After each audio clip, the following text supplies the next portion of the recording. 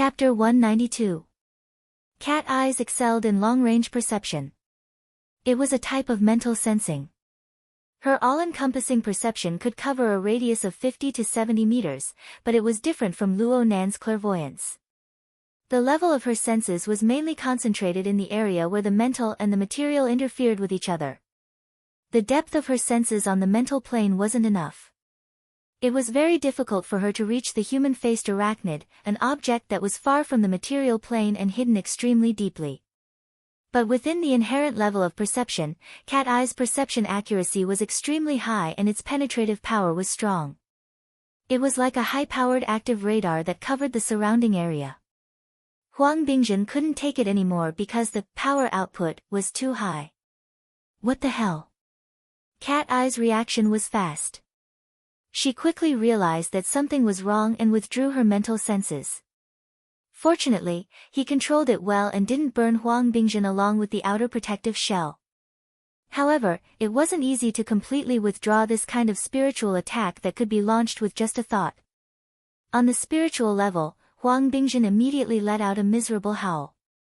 Outside of his fragile soul, the protective shell trembled twice, as if its structure was damaged, but at least it didn't break. If this brother was really smart, he would take this opportunity to quickly slip back into his own body. However, today was destined to be a busy day. Huang Bingjin, after all, had not been through any great storms, nor was he familiar with the workings of the mental plane. When he was attacked, he stood there dumbfounded, not knowing when to advance or retreat. That miserable howl had traveled a certain distance on the mental plane, so it was more or less a signal. As Luo Nan and Cat Eyes looked at each other, a storm suddenly rose on the mental plane. Tyrannical mental senses cut in from a distance. The first thing it broke through was the 70-meter radius of Cat Eye's all-encompassing perception. The powerful pressure caused Cat Eye's expression to suddenly change. The other party's mental attack came crashing down, as though it was unstoppable. Even if Cat Eyes excelled in perception, a confrontation on the mental plane wasn't her forte. She wouldn't truly meet force with force, but her forceful actions still expressed her clear stance. In an instant, the opponent's mental senses had already broken into the luxurious private room. He inspected the situation within the room without the slightest scruple and forcefully suppressed Cat Eyes, reducing the range of her senses. A strong enemy. It might be a spiritual enhancement specialization. Cat Eyes used her telepathic thoughts to leave a message in the encrypted channel. If this chapter is not finished, please turn the page. An effective method of communication could be achieved in an instant. However, in the time it took to say this, the channel was refreshed. The opponent's main body is within 40, 30 meters. He's very fast, and his HP is very high.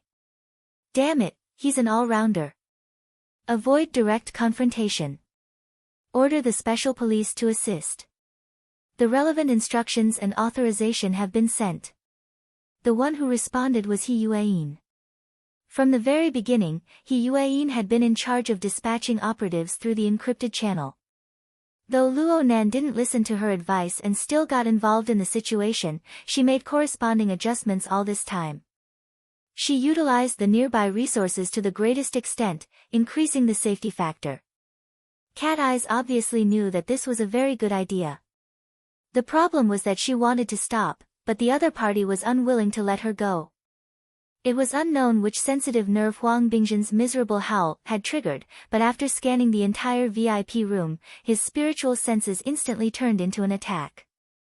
Like waves, he truly brought out the power of an attack. The problem was that if he did that, the first person to suffer would be none other than Huang Bingjin. He was nearly unable to withstand the mental senses that Cat Eyes had unintentionally released earlier. Right now, the mental attack from the other party was like a raging storm that came pressing over. This was a calamity for Huang Bingjin. His defense was already very weak. It was like a bubble, instantly collapsing. No matter how stupid Huang Bingjin was, he knew that he had entered a desperate situation. He immediately let out another miserable howl. However, it was useless. The bubble of defense collapsed, and a wisp of smoke diffused. At first, Huang Bingzhen's appearance was barely visible, but he lost his shape in an instant. He swayed and dispersed. Luo Nan knew that this was the result of his out-of-body state. His structure wasn't tough enough, and he was too close to the material plane. He was blown apart by the mutual interference between the mental and the material. Huang Bingzhen was an ordinary person. He didn't have any mental cultivation at all. His soul wasn't even in shape, and he had lost his protective shell. He didn't have any ability to survive at all, let alone the howling storm in the outside world. The environment on the mental plane was vile to the extreme. And at this time, the person who came because of Huang Bingzhen's miserable howl had no intention of stopping. The mental attack continued to come, completely suppressing Cat Eyes. Cat Eyes' range of senses shrunk again and again until she was forced into the VIP room. She lost all perception of the outside world. Damn it! Cat Eyes was so angry that she gritted her teeth. This chapter is not over. Please turn the page. The mental attack was her bitter hand. Actually, the method she was most accustomed to was to combine her sensitive perception with her nimble and vigorous body. She would fight for the initiative while moving at high speeds. But right now, there was a half-crippled idiot by her side. She was afraid of harming the innocent. She couldn't even use half of her abilities. It was truly stifling to the extreme. The other party was extremely sharp. Once he seized the initiative, he didn't give Cat Eyes any chance to adjust. His rapidly approaching figure became erratic after obtaining the advantage of total suppression. Cat Eyes couldn't help but worry about when and where this powerful enemy would come from. Cat Eyes glared fiercely at Luo Nan. She knew that nothing good would come out of being together with this fellow. Crash! A marvelous trembling sound rang out, spreading out on the mental plane. Cat Eyes' scalp went numb the moment she heard this sound. Her already dangerous defensive line completely collapsed in an instant. Just as the backlash was about to attack, a similar trembling sound came from the depths of Cat Eyes' body and soul structure. Incorporeal chains were activated from their slumbering state. They instantly erected an indescribably marvelous frame. It was like the stable frame of a building. No matter how fierce the winds blew, it stood towering and unmoving. The fatal backlash strangely dissipated. Even the tyrannical mental attack didn't seem as powerful as before. Although Cat Eyes lacked the strength to counterattack right now, she seemed to be immune to all mental attacks. The range of her mental senses, which had already shrunk to an extreme, began to recover its lost ground. It expanded outwards layer by layer. Huh! The powerful enemy also discovered this situation.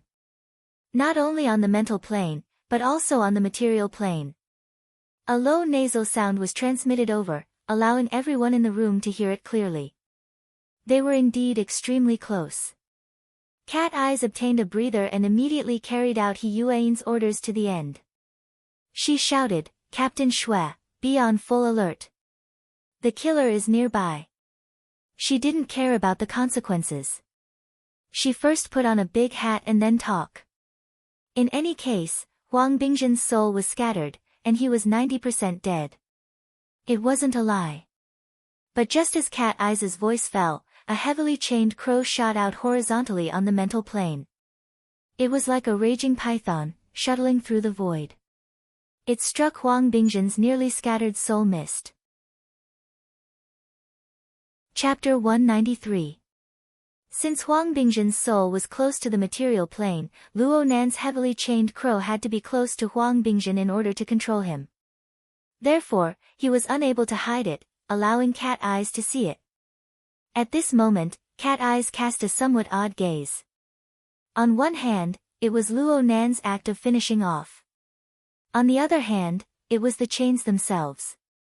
No matter what expression Cat Eyes had, Luo Nan knew what he was doing. The moment the heavily chained crow struck, not only did the mass of soul smoke not shatter, it strangely congealed together. At this time, the powerful enemy that he had yet to meet continued to radiate a powerful mental attack. Within the area of the luxury room, the mental plane was completely covered by a powerful storm. Any power that wanted to clash against it would be utterly defeated in an instant. The problem was, who would want to clash against it? Luo Nan had fought against the human-faced arachnid and Elder Mo Luan of the Blood Flame Order. They had all fought on the mental plane before. They possessed ample experience and he knew where his advantage lay.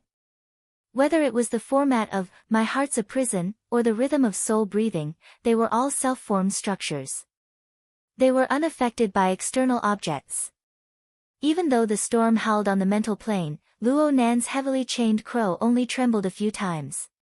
He did not seize power, occupy space, or forcefully block. Instead, he firmly established the structure. The structure of Luo Nan's body and soul, from the inside to the outside, was like this. Aside from his lackluster outer shell, there was certainly pressure. The stimulation of the nervous system had an effect on his skin, flesh, and internal organs. But it was nothing compared to the time he was ruthlessly tricked by the Wraith sign yesterday. He coughed a few times and stabilized his breathing. The wisp of Huang Bingzhen's remnant soul at the front of the chains was affected by the chain's format.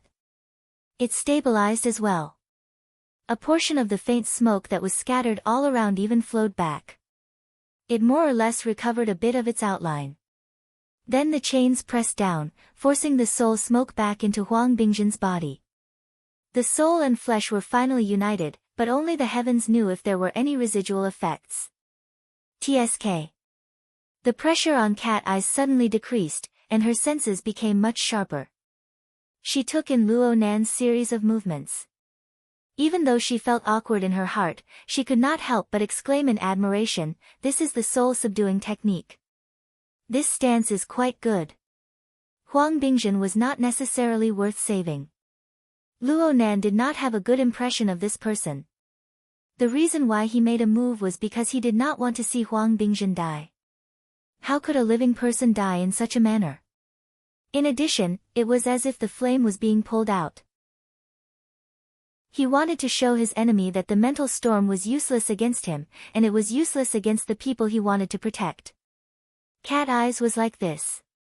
Huang Bingzhen, who was 90% dead, was also like this. Luo Nan's declaration did have an effect. When Huang heard Luo Nan's voice, Luo Nan. Afterwards, there was an occasional resurgence. The other side should be constantly probing Luo Nan's foundation, trying to break through this kind of situation. But in the end, they returned without success. The Shan. The Luan Enchen. The other side did not conceal their target at all.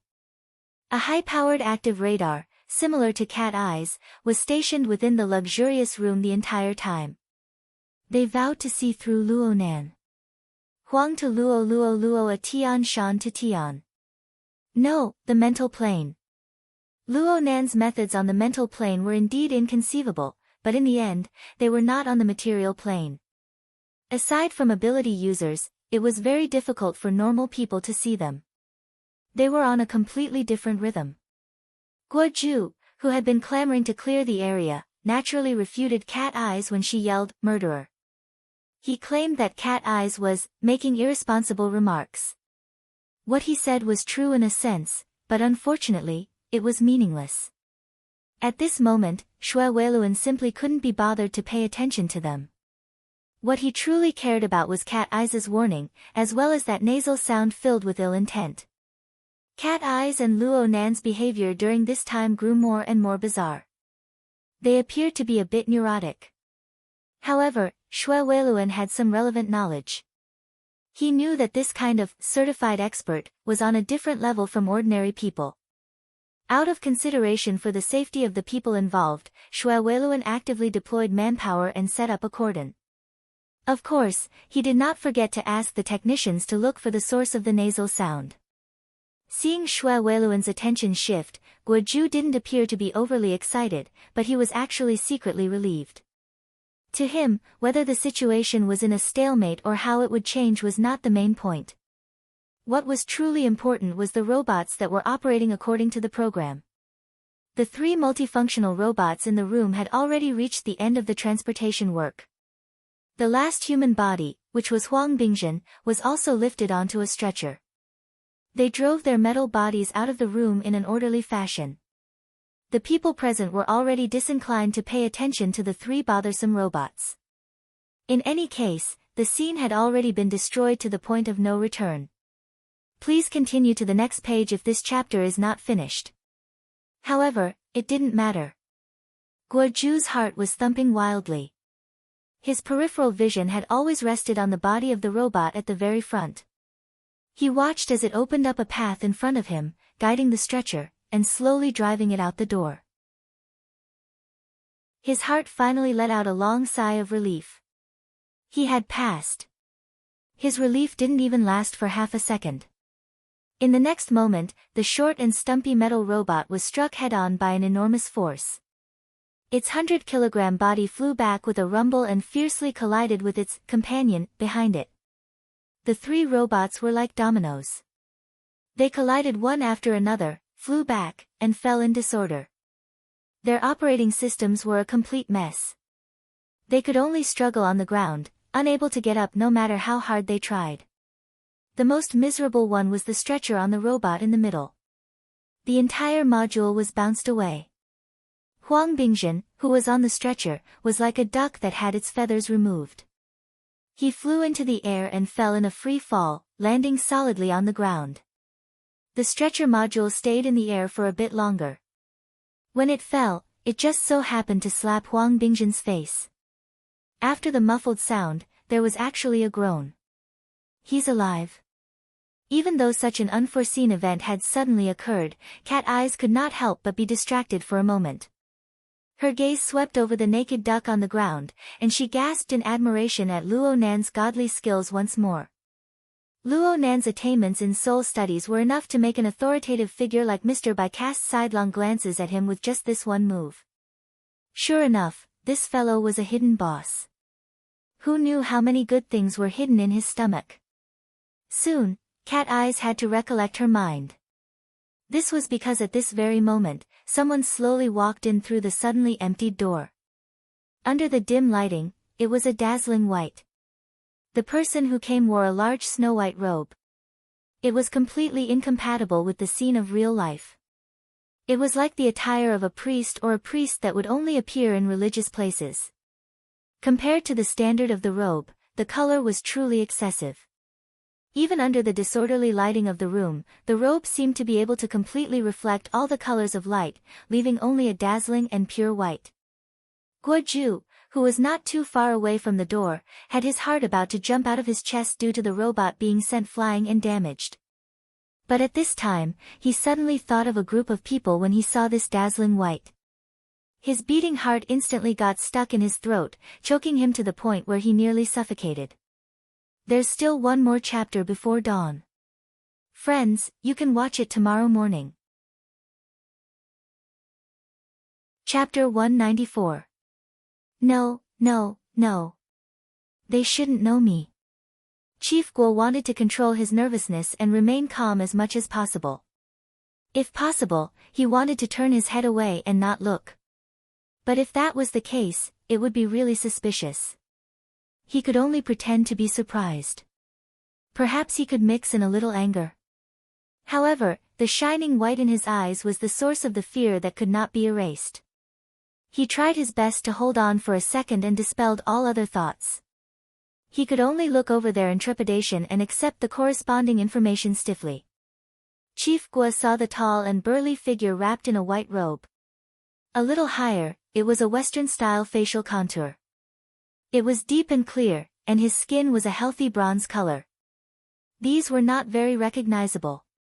However, when Chief Guo's gaze stopped on the side of the person's head and saw the bright red flesh where the ears should have been, his eyes seemed to have been pricked by a sharp needle, and his entire body shrank. Even though he only saw one side, Chief Guo knew very well that the other side was definitely the same. The protection of truth. Oh no, what the hell? Chief Guo could no longer hold it in. He turned his gaze away to avoid further stimulation, but it was meaningless. At this moment, his legs and stomach were spinning, and he felt a cool breeze blowing over his neck. In the blink of an eye, it turned into fire, burning his skin and flesh. Chief Gua shrank back and pretended not to see the person.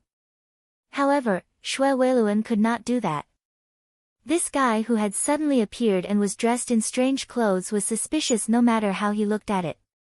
At the very least, he had to explain how he had walked into the defense circle set up by the special police and appeared in the door. Shui Weiluan placed his hand on the edge of the weapon cabin.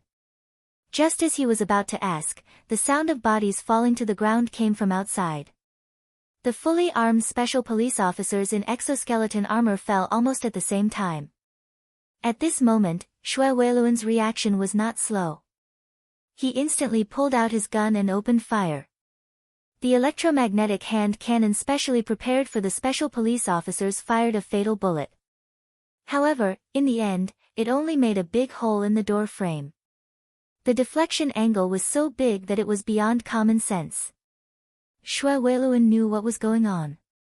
The moment he pulled the trigger, his head was pierced by the invisible bullet first. The violent shock made him lose control of his body. He tried to turn it around. He staggered forward, but in the end, he sat on the ground softly. It would be difficult for him to get up in a short period of time. All of the attacks were on the invisible and traceless spiritual level. In the face of an expert with mortal strength, ordinary people were really powerless. In just 2 seconds, the person finished clearing the area and walked in slowly. Luo Nan saw that this person's pupils were a deep gray. He gave off a feeling of solitude and coldness, but the violent methods he displayed added an extremely powerful tension and uncertainty. Of course, Luo Nan had also noticed that both of his ears were missing. With such an image and such tyrannical strength, he couldn't be a nameless figure, right? It was at this moment that Cat Eyes saw the appearance of the incoming person. She groaned in the encrypted channel. "We're in big trouble, child." "Child? Order of Justice." "That's right, the Ears of Truth, a fanatic of the Order of Justice." Luo Nan's eyes weren't blind. That Chief Gua is definitely related to the Order of Justice. Since he's from the same family, what's with that expression? Humph. The secular faction bumped into the truth faction. The shallow believer bumped into the fanatic believer. The replacer bumped into the executioner. It's already not bad that he's not crying for his mother. Just like all large organizations, the Order of Justice was unable to avoid internal disputes. This was especially true for a cult like theirs, which focused on the worship of holy objects and beliefs. Without the suppression of a powerful god, it was easier for things to go wrong. The Order of Justice's holy object was the distinctly black and white scales of truth. Within the order, the secular faction and the truth faction were like this scale. One was black and the other was white. They were separated on 2 sides. The 2 sides were just as their names implied. One leaned more toward the chaotic secular world, while the other leaned more toward the pure truth. The truth faction was dissatisfied with the secular faction's extraordinary actions in the sacred replacement. They believed that using the secular world's money, women, and turbid desires to replace the supernatural powers bestowed by the truth was a serious blasphemy. The secular faction snorted at the truth faction's harsh doctrines that were far from reality. At some point in time, the church's truth faction members began the purification project. They punished those who had gone too far during the deity substitution. Later on, the enmity between the 2 factions gradually accumulated. The so-called forms of punishment became more and more cruel. Quite a few truth executioners were born from this. Child was one of the most famous ones. His strength wasn't necessarily the strongest, but his habitual punishment of the mirror image of truth made people's expressions change. The basic concept was roughly this: whatever ability one obtained through the secular replacement, one would die under the circumstances created by that ability. Luo Nan understood a bit. It was no wonder that Child still didn't care about Huang Bingzhen's life even though he already had the absolute advantage. Now it seemed that he simply wanted Huang Bingzhen to die from the destruction of his soul. To the truth faction, there was nothing more disgusting than the fact that a person like Huang Bingzhen was alive in this world. The problem was that Child's intentions had been destroyed by Luo Nan. Child didn't immediately come looking for trouble with Luo Nan. According to the duties of the purification project, he still had a target that needed to be solved. Not far away from Child, Director Guo strove to maintain a bit of calmness, but it was useless. His entire body was trembling from head to toe. This was because he knew that the tall man standing behind him could take his life with a single breath if he really wanted to. Child walked to Director Guo's side and sized him up a few times. He opened and closed his mouth. His voice was deep and resonant. It was as if it could penetrate the eardrums of his ears. You don't need to worry for the time being. Using the price of the secular world to exchange for the achievement of the secular world still hasn't deviated from the original intention of the substitution. But who gave you the right to participate in the process of blasphemy against the truth? I. Director Guo opened his mouth to speak, but he couldn't find a suitable reason no matter what. He didn't even have the courage to turn his head. His face grew paler and paler, nearly transparent. Despair seeped out from within. The other people in the room were dumbfounded for a time. No one would have thought that Child would be this terrifying in Director Guo's eyes. It was easy to imagine the reputation and prestige of this executioner within the order of justice. Things don't seem too good. Chapter 195. Cat Eyes must have forgotten that she had been praising Luo Nan for using this standing posture. As for the question, Luo Nan knew the answer. Luo Nan's gaze first swept over Shui Weiluan, who was sitting on the ground. He confirmed that Uncle Shui had only suffered an attack on the mental plane and that he was not in mortal danger. Luo Nan let out a secret sigh of relief. Then his gaze fell upon the 3 scrapped robots. He pondered whether or not the special storage device was still in good condition. The faith product inside was specially designed for people like Huang Bingda and Guo Ju. It was also the root cause of tonight's situation. The unconscious Huang Bingzhen was blessed. The conscious Guo Ju was a complete tragedy. Guo Ju's body was shaking like a sieve. His gaze was stiff as he looked forward. He would answer whatever Child asked him. He could not even think about whether he could save his life or not. Child's voice was like a clenched fist, squeezing everything out of his brain. As for what would be left in the end, perhaps only Truth would know. Thanks to Guo Ju, Fairchild's attention was still on the other side. Luo Nan and Cat Eyes had a buffer. Cat Eyes shouted in the encrypted channel, "Where are the people behind us?" The encrypted channel began to flood. A fellow called Red Fox, who should have been behind Cat Eyes, arrived at the scene. He was already beginning to beat a retreat. "Fairchild. I'm just going to die. It's useless even if Kitty is here. Anyone else going to die?" Bamboo Pole, who had worked with them before, was also in the sequence. Fox plus Cat, X2 is also wasted. You guys are still alive. That message is truly shocking. There was also a fellow called Papercut who revealed some actual information. I personally saw the earless man in action last time. He's a master who went against the metal storm. His shield of truth is simply a bug. Are you guys sure you're still alive? Bamboo Pole concluded, let's outsmart him. Let's kneel first. This brother is quite skilled in killing the order of justice. Yuan sent over more detailed information at this time. Fairchild is indeed an all-rounder ability user, but his strength lies in the power of faith. He is one of the few who can draw upon the holy power of the scales of truth to form the shield of truth. He is an unstoppable fanatic for at least 90 minutes. In terms of defense, he is already at the level of a mortal. Cat Eye's eyes twitched when she saw this. Hey, reading the information is useless. Why don't you tell us how to deal with it? All members who have entered the operation but have not arrived at the scene of the incident, please turn to the Haipu Hotel on the neighboring Yulon Street. What do you mean? Yuan replied calmly, Fairchild has a tendency to go berserk when carrying out the purification project.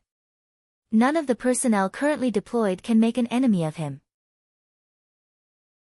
It will only cause unnecessary stimulation. Therefore, they had to regroup and avoid adding fuel to the fire. I've already reported this to the association. The reinforcements and negotiations will be carried out simultaneously. It's still better to negotiate. Other than killing people within the order, this person is still very low-key to the outside world. Bamboo Pole suggested, Kitty, why don't you share your view? Let's discuss it together. There wasn't any direct conflict in the first place. If we can reason with him and both of us take a step back, it would be best. Luo Nan could not get a word in on this discussion. After all, the target of the operation was no longer the human-faced arachnid, but a more direct problem like Fairchild. However, it was not right to say that he was completely unoccupied. Child had been watching him in a way that was difficult for others to understand. Luo Nan received it. He had to receive it. Finally, Guoju's calamity was over. Fairchild walked up from behind him, no longer paying attention to him. It was only now that Guoju dared to bend his knees. His entire body fell limply to the ground. He stared blankly at Fairchild's back. His body swayed within the dazzling white light. In the end, his head hit the ground and he fainted. Good news. There's a way. You must hold on. Several messages popped up in the encrypted channel at the same time.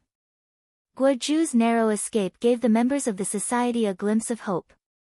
Today, the killing intent of this Ears of Truth did not seem to be particularly strong. But soon, the few people sharing Cat Eyes' view in the channel felt a bit strange. Fairchild's gaze was slightly off in the direction they were facing. It looked very uncomfortable. Kitty, who's he looking at? Mr. Luo, Cat Eyes answered simply. Only then did many people in the channel remember that Luo Nan, the convener of this event, had not spoken for a long time ever since they started spamming the channel. Hey. Are you still holding on? Bamboo Pole had cooperated with Luo Nan once before, so he had a rather deep impression of Luo Nan. From Bamboo Pole's perspective, Luo Nan was a specialized psychic. He was also an extremely inexperienced young student. His psychic drawing ability was astonishing, but he did not display any special talent when it came to his ability to deal with affairs.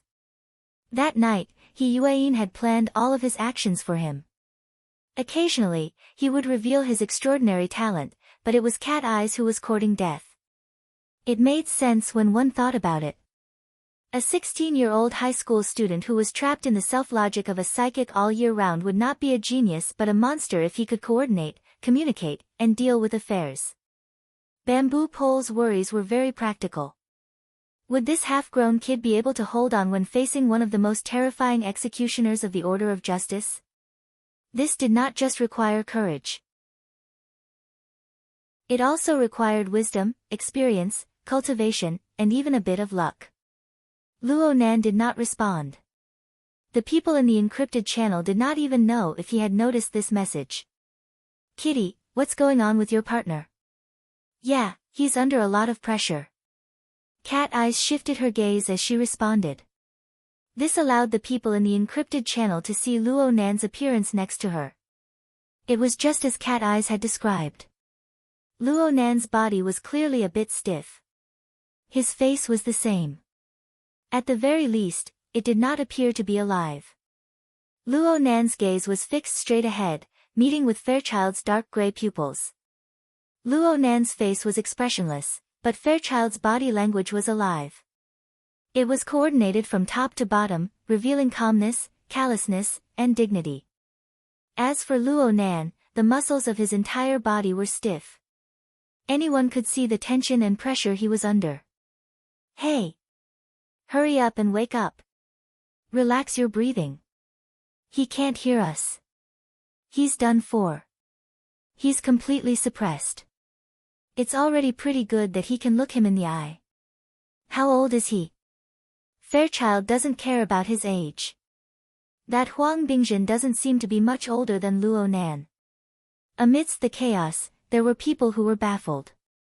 Why is he focusing on Luo Nan? What is Fairchild thinking? Could he have seen that Luo Nan is a psychic? The Order of Justice definitely doesn't lack psychics. They rely on psychics to make a name for themselves. Wave after wave of messages flooded the encrypted channel. Some used text, some used voice, and some simply used telepathy. All sorts of methods were mixed together, turning it into a pot of porridge. But in the next instant, all the chaos froze at the same time. This was because Fairchild's lips opened and closed. His deep and low voice flowed clearly within the room. Chapter 196. What chains? Other than He Yuan in the encrypted channel, everyone else was baffled.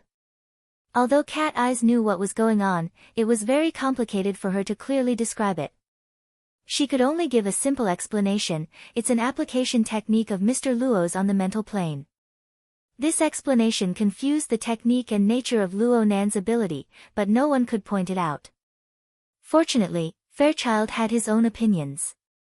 He was not affected by the encrypted channel. He spoke slowly with a deep and vigorous voice. Looking at your chains is like looking at an airtight prison. Rules, laws, temperance, control. It possesses a pleasantly surprising sense of order. I really like it. This kind of evaluation, this kind of form, made everyone feel very surprised. It was like praise, but it was also like idle chatter. It caused the tense atmosphere to gradually ease up. This was a very good start. The problem was that everyone could see that Luo Nan was not good at this kind of situation. His reactions were very slow. He actually missed the best opportunity to communicate. He faced Fairchild directly and did not make any response even when Fairchild's voice completely dissipated in the room. He maintained his silence from beginning to end. From the perspective of a group of onlookers, the atmosphere eased up for less than 2 seconds before turning awkward and stiff once more. Everyone in the encrypted channel beat their chests and stomped their feet. What a waste of an opportunity. Cat Eyes felt it even more clearly. She was a bit anxious and took a step forward, wanting to negotiate with Fairchild in Luo Nan's place. But when she took this step and was halfway in front of Luo Nan, Cat Eyes suddenly choked up. The words she had prepared were inexplicably unable to come out of her mouth. Her momentum weakened by a third. It was not easy for her to speak, so she unconsciously changed her words. Mr. Fairchild, we believe that all of this is a misunderstanding. We accidentally encountered this filthy secular exchange while we were chasing the human-faced arachnid. We are also trying to stop it. Fairchild remained expressionless. He did not even glance at Cat Eyes. He just replied with a proverb: when truth stands at the forefront, the secular should retreat. Cat Eyes opened her mouth, but she suddenly felt speechless. It was not just because of Fairchild's cold words. More directly, it was because she suddenly discovered that under the awkward and stiff atmosphere, there was something more direct and... This chapter is not finished. Please turn the page. A dangerous undercurrent. The undercurrent surged on the mental plane. Moreover, it was a deep region that Cat Eyes found very difficult to perceive. It was only when Fairchild opened his mouth that a large fluctuation occurred in the mental attack, allowing Cat Eyes to peek at part of the truth. The sound of the heavily chained crow continued to reverberate. It was filled with the smell of danger and danger. This allowed Cat Eyes to confirm that Luo Nan and Child were engaged in an invisible contest right next to her. And she actually knew nothing about it. Cat Eyes did not know when this contest began or how long it lasted, but at this moment, she truly felt that she was an outsider, and a blind one at that. In the encrypted channel, Bamboo Pole noticed a problem. Stand at the front? It seems like Fairchild really does look at Luo Nan differently. Cat Eyes did not reply. She was still recovering from the scars of the attack. After all, Bamboo Pole did not understand the situation and could only make wild guesses. That won't do. Fairchild has already made his stance clear. If we don't get a response and don't meet his expectations, no one knows what he'll do. How is Mr. Shaman's theoretical research? Between soul studies and philosophy, which one is better? Also, you can't get entangled in techniques when it comes to communication. At Fairchild's level, he can completely distinguish all lies. Just speak normally. Say whatever you want. I'll give it a try. Luo Nan's sudden response stupefied everyone in the encrypted channel. Actually, Luo Nan had been paying attention to the information in the encrypted channel all this time. He was very clear about the things that Bamboo Pole, Red Fox, and the others were discussing and worrying about. Luo Nan and Fairchild were indeed still confronting each other on the mental plane, using this special method to communicate. However, this did not mean that Luo Nan was satisfied with this. He actually did not feel too good. Due to the continuous use of soul strength, the pressure his body endured was gradually increasing. Soreness, pain, stiffness. His nervous system transmitted all sorts of negative effects to every part of his body. They were fed back one by one, forming a vicious cycle that continued to increase. If a simple verbal exchange could satisfy everything, why would he need to take this unnecessary risk? However, Luo Nan really did not know what to say. His mind spun round and round, but no matter how he thought, he was unable to find a perfect response. He knew nothing. Please continue to the next page if this chapter is not finished. Tao. How could communication between people be perfect in every aspect? In the end, his fear and suppression had taken the upper hand. Furthermore, he had the goal of stalling for time, so he was limited in every aspect. Bamboo Pole's reminder gave him some direction. What did he want to say the most right now when faced with Fairchild's evaluation? Luo Nan stared at Fairchild's callous and calm face. A few seconds passed before he took a deep breath and spoke softly, "Thank you. Thank you, Mr. Fairchild. We're done for." The channel was filled with sorrowful cries. Luo Nan had responded immediately after Fairchild spoke, but it was not too bad. Just how long did he need to react to thank Fairchild? The channel was too chaotic. He Yuan, who had not spoken for a long time, simply cleared the screen. She did not need to do anything. Luo Nan had already given up on referring to the contents of the channel. He just said what he wanted to say. This is one of the results of my grandfather's research. I call it, my heart's a prison, the prison of a prison. Based on the foundation of formatting theory. If there was anything in this world that could cause Luo Nan to talk endlessly, then it would be his grandfather's achievements. His grandfather's formatting theory. After all, this was the result of his entire 5 years of blood, sweat, and tears. However, Child was not here to listen to his science. After 2 or 3 sentences, he cut to the chase and began a formal conversation. It's very good to have a special structure and function in a wonderful way. But physical training is terrible. Is it because of the lack of a system? This was a criticism of my heart's a prison. Luo Nan knew that Child was right, but at this moment, he felt that he needed to reciprocate. Mr. Child's mental storm also lacks order. It lacks a sense of rhythm. As soon as he said that, everyone in the encrypted channel went silent. They couldn't even utter a single word. Why did he suddenly become angry? When he finally came back to his senses, the channel was filled with notifications. Steady. Just bear with it for now. They don't have any ill intentions. Don't argue, or you'll be at a disadvantage. Unfortunately, Luo Nan had already completely ignored the opinion of the encrypted channel at this time.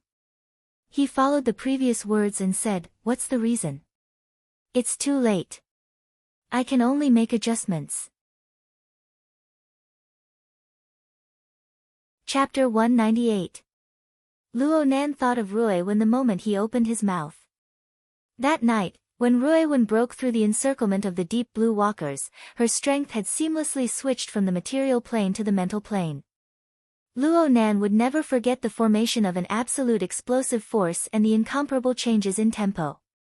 Luo Nan had never truly experienced Fairchild's strength, but Ruiwen was above him in terms of tempo coordination. It was precisely because of the lack of a harmonized rhythm that the pressure Fairchild exerted on him during the confrontation on the mental plane was erratic and intermittent. The impact of the mental storm was very difficult to achieve Ruiwen's explosive power. Compared to the Blood Flame Order's Elder Mo Luan, it was much weaker. But was the difference between Fairchild, Rui Wen, and Mo Luan that obvious? Even if he did not compare Rui Wen, why did he feel that the boldness of this ears of truth was above that of Mo Luan? This was Luo Nan's doubt.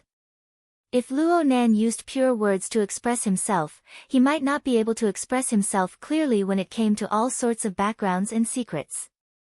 But Fairchild only used 2 or 3 sentences.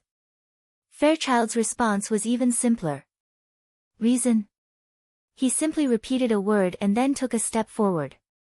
With this one step, the entire luxurious room seemed to tremble. This was not an illusion. The equipment, the furnishings, and the people standing, sitting, kneeling, and lying in the room all trembled slightly. The 3 destroyed robots even let out rattling sounds. A dazzling halo of light spread from Fairchild's chest. It instantly enveloped his entire body and illuminated the entire room. Every corner of the room was completely devoid of shadows. Even the finest hair could be seen. It was at this moment that information exploded in the encrypted channel. Ah. The shield of truth. He's gone crazy. He's going to fight without saying a word. He's really courting death. He's done for. Where's the negotiation? Where's the backup? Kitty, run. Faster. Faster. Cat Eyes subconsciously took a step back, but she did not make any further movements. This was because Luo Nan did not move a single inch when facing Fairchild's terrifying pressure. At most, he coughed twice. The pressure on Luo Nan's body grew even greater, but that was all there was to it on the mental plane. Please turn the page if this chapter is not finished. Child. He narrowed his eyes slightly and looked at Fairchild. The dazzling sound and light effects. As Fairchild released his aura, the surrounding environment was inevitably affected. It was no longer just the luxurious room that was trembling. The entire Frost River reality seemed to be trembling. Was Child going to make a move? Luo Nan didn't think so.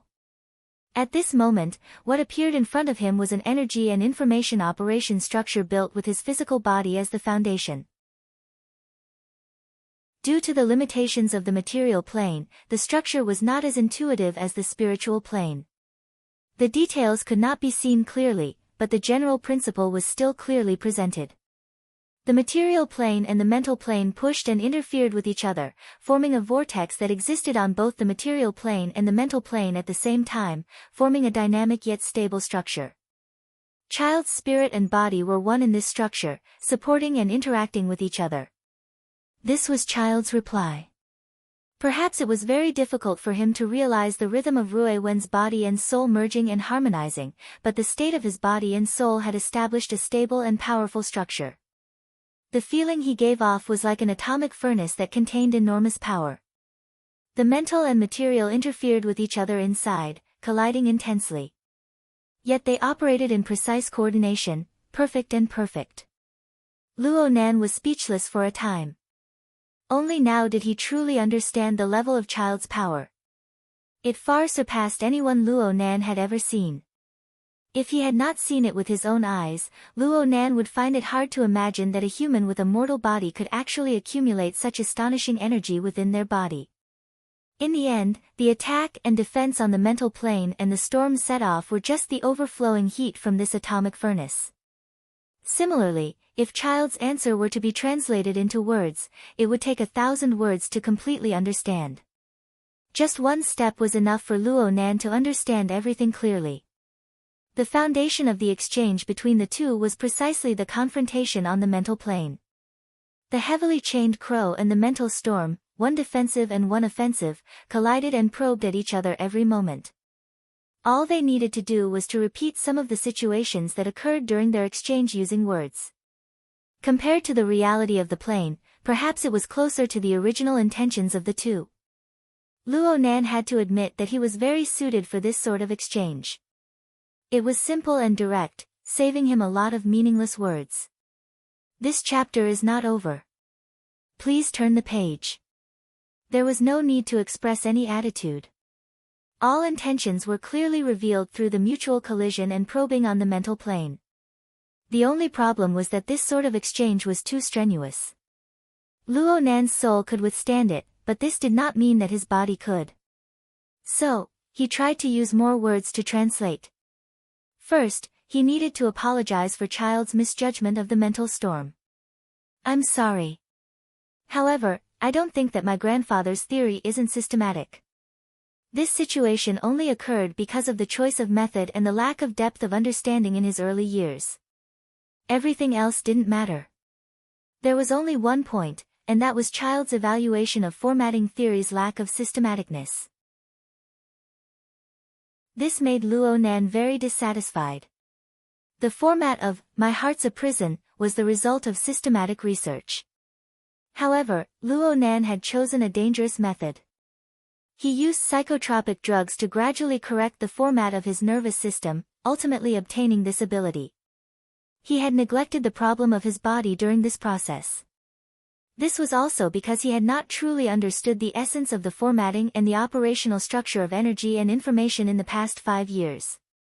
He believed that if he was given the time to start over, he would be able to coordinate his soul and body better. At the very least, he would not be in such an extreme state of imbalance. As Luo Nan defended himself, he used his finger to point and gesture at Child's body. This further clarified the focus of his mental clairvoyance. It was the cranial nerves, the spinal nerves, and the nodes that Luo Nan had figured out over the past week. If he had been able to give these areas additional stimulation and training in the past 5 years, the results might have been completely different. What the hell is he doing? Is he apologizing or is he defending himself? What's up with his grandfather's theory? Does anyone know? The group of enthusiastic people in the encrypted channel were all stupefied. Luo Nan's words were incoherent, and he was gesticulating. Anyone who saw it would feel that it was incomprehensible. It was completely unreasonable. They thought to themselves that if they were in Luo Nan's shoes, they would certainly slap the ball to death. But looking at the current situation, Child did not make a move. Not only did he not make a move, but his dark gray eyes were focused on Luo Nan. He looked extremely focused. What was this? An exchange between a madman and a fanatic? They were surprisingly in tune. Chapter 199. It was already 8 o'clock in the evening. The rain was still falling endlessly from the sky. Bamboo Pole held an umbrella as he walked leisurely on the main street. On the side of the road, an enchanting beauty was grumbling to her companion in a low voice. Aside from the annoying autumn rain, there was also the slight earthquake just now. Bamboo Pole kept turning his head until the enchanting beauty's figure disappeared into the depths of the stream of people. If he did not have a mission tonight, he would not have minded a beautiful street encounter. As for the beginning of the conversation, there was no harm in saying, actually, it wasn't an earthquake just now. It was just two brothers with mental issues having a heated conversation. At this moment, Fairchild's voice came from the Hexier. Your order is reflected in your soul. My order is reflected in my fleshly body. We have only completed one side of the problem while hoping to fix the flaw on the other side. The only difference is that I can continue to search for a solution, just like your chains. But you must first complete a difficult surgery and make a systematic correction. The error lies in the theory or in the choice. It will not change the result. This was the longest Fairchild had said tonight. Bamboo Pole found the feeling of being a kindred spirit funny and strange when he heard it. Hold on. Fairchild was implying that he was very interested in Luo Nan's My Heart's a Prison format. Forget about anything else. As long as this conversation got out, the name of Mr. Psychic and his formatting theory would certainly soar. It would resound throughout Xia City. But was that thing really that useful? Bamboo Pole walked into Yulan Hotel with doubts. He took the elevator straight to the 89th floor. This was a restaurant. At a table by the window, a young man wearing a red jacket waved at him. Hey buddy, the best spot. It only costs 20 credits. Bamboo Pole curled his lips and walked over to sit down. The best spot is a block away. Kitty will be happy to trade places with you. That being said, when he looked through the drizzled glass window, he could still clearly see the triangular indoor playground 2 kilometers away. Red Fox grinned with an odd expression. The feeling of the 3 buildings swaying together was really cool. The spaceship is about to take off. The layout of Frost River Reality was very interesting. The entire building spanned across 3 independent buildings, each occupying a portion of the floor. The entire building was painted in the interwoven colors of space black and silver white. It was like a large triangular alien spaceship that was inserted into the city. It seemed as though it could fly into space at any time. Just a few minutes ago, Child had released the Shield of Truth. It was an exaggeration to say that it had shaken 3 buildings, but the strong sense of oppression that spanned the mental and material planes and radiated to the surrounding area covered a surprisingly wide area. Along the way, Bamboo Pole encountered pedestrians everywhere who thought it was an earthquake. Roughly estimating, the radius had already exceeded 3 kilometers. It was truly monstrous. On the other hand, Luo Nan and Cat Eyes, who were in front of Fairchild, were not affected too much. Perhaps Fairchild really was looking at them differently. As a technician, Bamboo Pole was not like the Red Fox. Once he was on standby, he would have nothing to do. The moment he sat down, he took out the foldable flexible screen that never left his side and started working. With a few movements, he connected to the monitoring system of Frost River Reality and the surrounding buildings.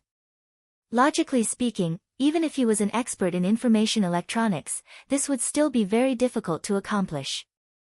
However, the Society always had shares in Frost River Reality. They had quite a bit of relevant authority. Relying on the temporary authority Yuan gave him, it was relatively easy for him to do these things. Hundreds and thousands of monitoring images switched back and forth on the flexible screen. Only an ability user like Bamboo Pole, who had exceptional dynamic vision, was able to grasp the key information within. Red Fox stretched his head out to take a few glances. He was extremely puzzled. What's the point of doing all this right now? That freak Fairchild has a radius of 3 kilometers. That's a field of control of 30 square kilometers. Right now, we might even be the ones being monitored by him. Bamboo Pole did not even raise his head. He continued to filter through the images with his eyes. It's not that exaggerated. The resonance range of the Shield of Truth and the field of control are different. A ratio of 10 to 1 is already quite amazing. After all, it's a kind of cultivation where the body and soul are fused together. How can it be the same as mental senses? Oh, I forgot. You're an expert in the research of secret orders. Red Fox was the first to breathe a sigh of relief. That earthquake just now had really increased the pressure on him. He was feeling much better now. Don't relax too early. Fairchild has never been a high-profile character. Just now, he actually released the Shield of Truth without the slightest scruple to cover 30 square kilometers. He must have another goal. What's his goal? I don't know for now. Oh, there's a way. Hiss, this is troublesome. The monitoring images were constantly being cut down. The images of certain people were becoming more and more prominent. Bamboo Pole transferred these images to the psychic wave network. Then, he edited and annotated them before cutting into the encrypted channel. This was so that everyone involved in the operation could see it. Kitty, pay attention. The Order of Justice's secular side can't hold it in any longer. The Knights of Equity have already arrived, at least 2 small squads of 10 people. At least half of them have entered the field. Red Fox stared at the image and exclaimed, "Wow, do you see that piano case? I'll bet the points from this operation that it's definitely a large caliber sniper rifle. Otherwise, it would be impossible for it to pose any threat to Fairchild. They've already begun to occupy sniping spots. This is intolerable." The encrypted channel exploded once again. That's odd. No matter how dissatisfied the secular side was in the past, they were used to being cowards. What's going on this time? They want to start a religious war. The order of justice wants to split. That's really good news. The problem is that we've all become fish in the pond. Yuan's orders cut into the chaos. Bamboo Pole, Yulan Hotel is one of the best sniping spots in the neighborhood. It must be included in our monitoring. If it isn't necessary, avoid direct conflict with the people of the order. Understood. I'm not a combatant. There was no temporary authority to use here. Bamboo Pole could not avoid personally making a trip to the central control room. He stood up and was about to move when Red Fox slapped his thigh. Look, who's that? Zhang Yingying. That girl is participating in the operation. Why is she going over there? Bamboo Pole was stunned. He hurriedly adjusted the monitoring image and saw Zhang Yingying and a tall beauty wearing a windbreaker walking side by side into Frost River reality. The two of them held each other's arms as they chatted and laughed along the way. They had an amiable demeanor and were very eye-catching. However, the windbreaker beauty's spiritual senses were very sharp. She suddenly turned her gaze towards the monitoring probe, meeting face to face with the people who were paying attention to her. Her dark chestnut-colored eyes were bright and beautiful. However, her expression, which seemed to be smiling yet not smiling, carried an indescribably deep meaning. Bamboo Pole inexplicably felt that this woman was familiar, but he could not recall where he had seen her before. Before he could finish his thought, Red Fox pushed him. Look! From their angle, they could see the low-altitude flying shuttle stop above the rooftop of Frost River reality.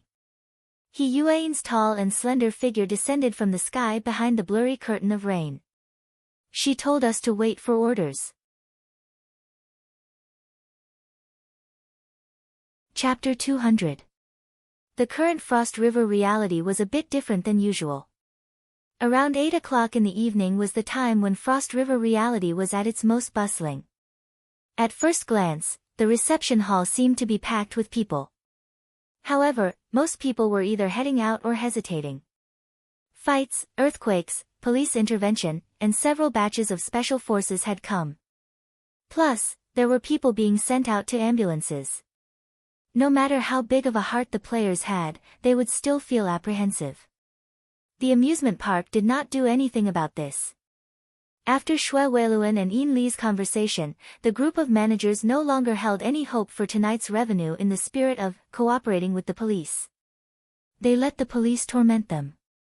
This was the scene Zhang Yingying saw when she entered Frost River reality. She could not help but sigh. If that earthquake monster came here, everyone in the reception hall would be dead. A group of ignorant and pathetic people. We knowingly violated it. So what?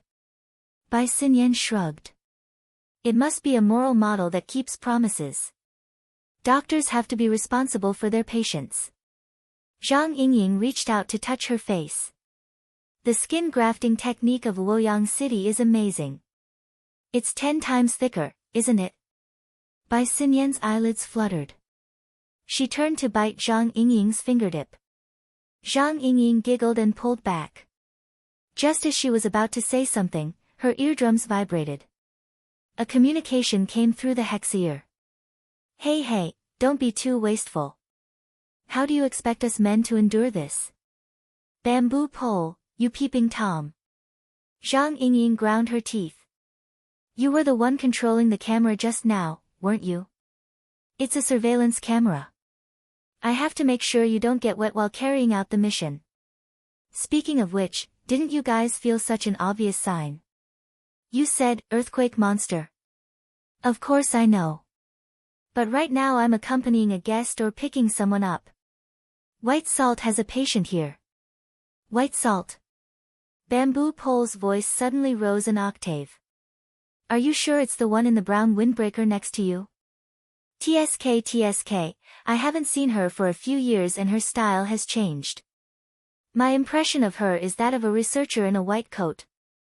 Does she have a boyfriend? Zhang Yingying rolled her eyes. Another communication came through. Hello, Miss Zhang. Secretary He, Vice President He. Zhang Yingying's voice was clearly drawn out when she saw the caller ID.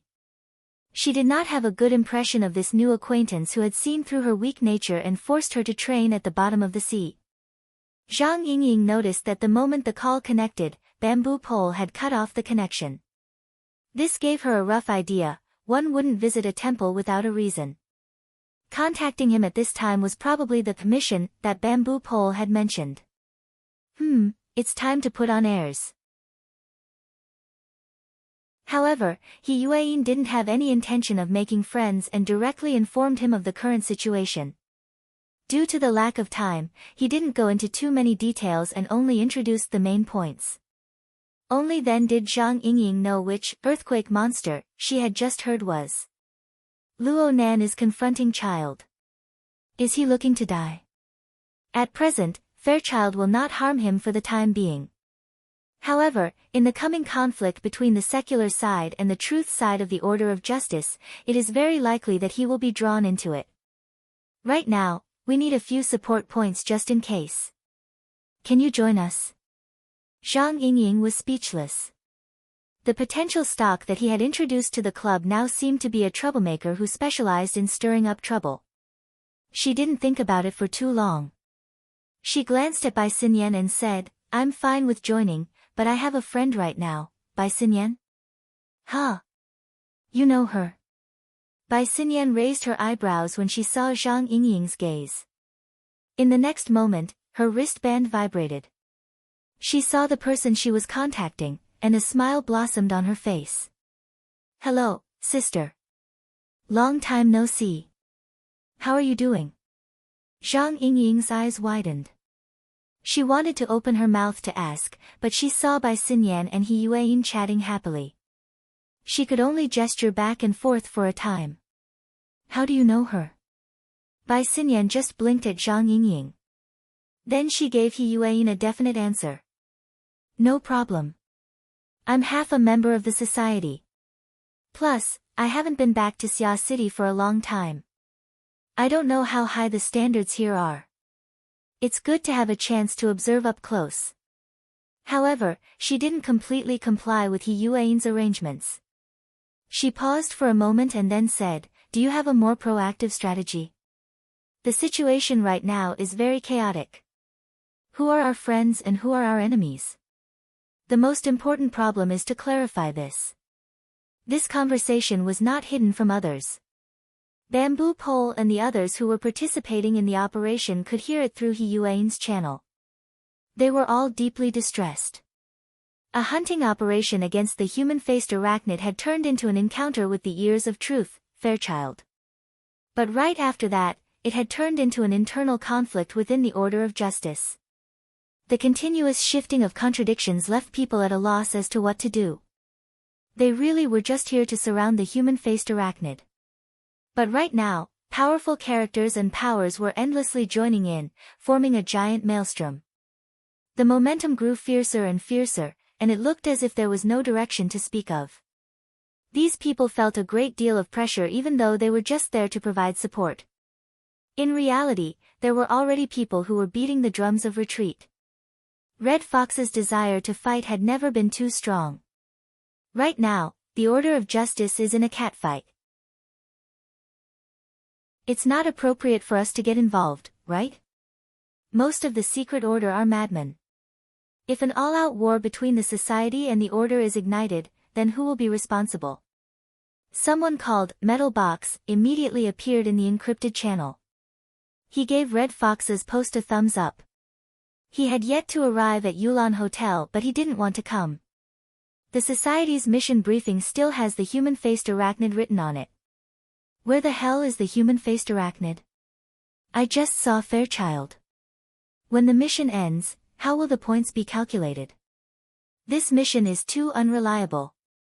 The Wilderness Explorers Society had never been an organization with a powerful binding force. It was very difficult for a group of ability users to truly follow orders and prohibitions. For example, during the operation against the human-faced arachnid last time, Black Beetle and He Yueyin had a disagreement and Black Beetle had simply withdrawn. Afterward, Black Beetle was unable to do anything to Black Beetle. What's more, the chaotic and ever-changing direction of the operation gave people an excuse to withdraw. With Red Fox and Metal Box mentioning it, even Bamboo Pole, who had fought together with Luo Nan, could not help but be moved. What about the others? Zhang Yingying had just entered the encrypted channel when she saw the scene of collapse. She was stupefied for a time. She turned to look at Bai Xinyan. She did not know what to say. Bai Xinyan was smiling as usual. She was not a member of the society. She did not have the hex ear, so she could not see the changes in the encrypted channel. Right now, she was waiting for He Yueyin to reply. However, before He Yueyin's reply could arrive, a wave of commotion was transmitted from the activity area of Frost River Reality. Attack! A terrorist attack! The special police in the luxury room of Area A have been attacked. Dead bodies litter the ground. The transmission of the information was not particularly clear in the beginning. However, at the entrance to Frost River Reality, a man and a woman had just met. They were having a difficult conversation with each other. They were especially sensitive to this kind of information. After a moment of shock, the man did not say anything further. He buried his head and charged into the hall. The woman did not manage to pull him back. She cried out involuntarily. Shui Lei.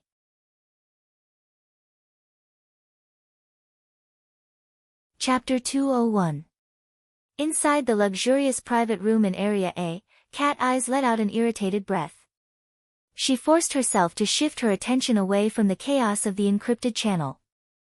But when her gaze turned to the two people in the private room who were still communicating with hand gestures, she felt that it was much more fun to quarrel in the encrypted channel. The entire situation was stirred into chaos by the whirlwind storm, but there were still some people in the center of the eye of the storm who didn't have the slightest awareness. There was no need to talk about Child.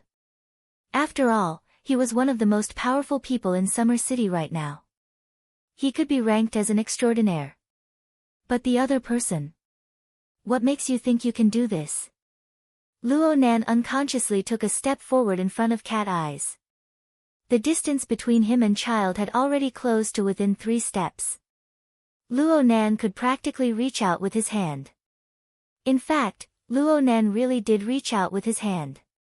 His hand swung out at an angle. It seemed as if his hand had sliced past Child's head. Child's expression didn't change. He had an extremely serious and focused appearance. Luo Nan retracted his hand and spread it open again. That's waste heat. I agree with this description. Since it's waste heat, how can it be controlled? This is the problem I'm facing.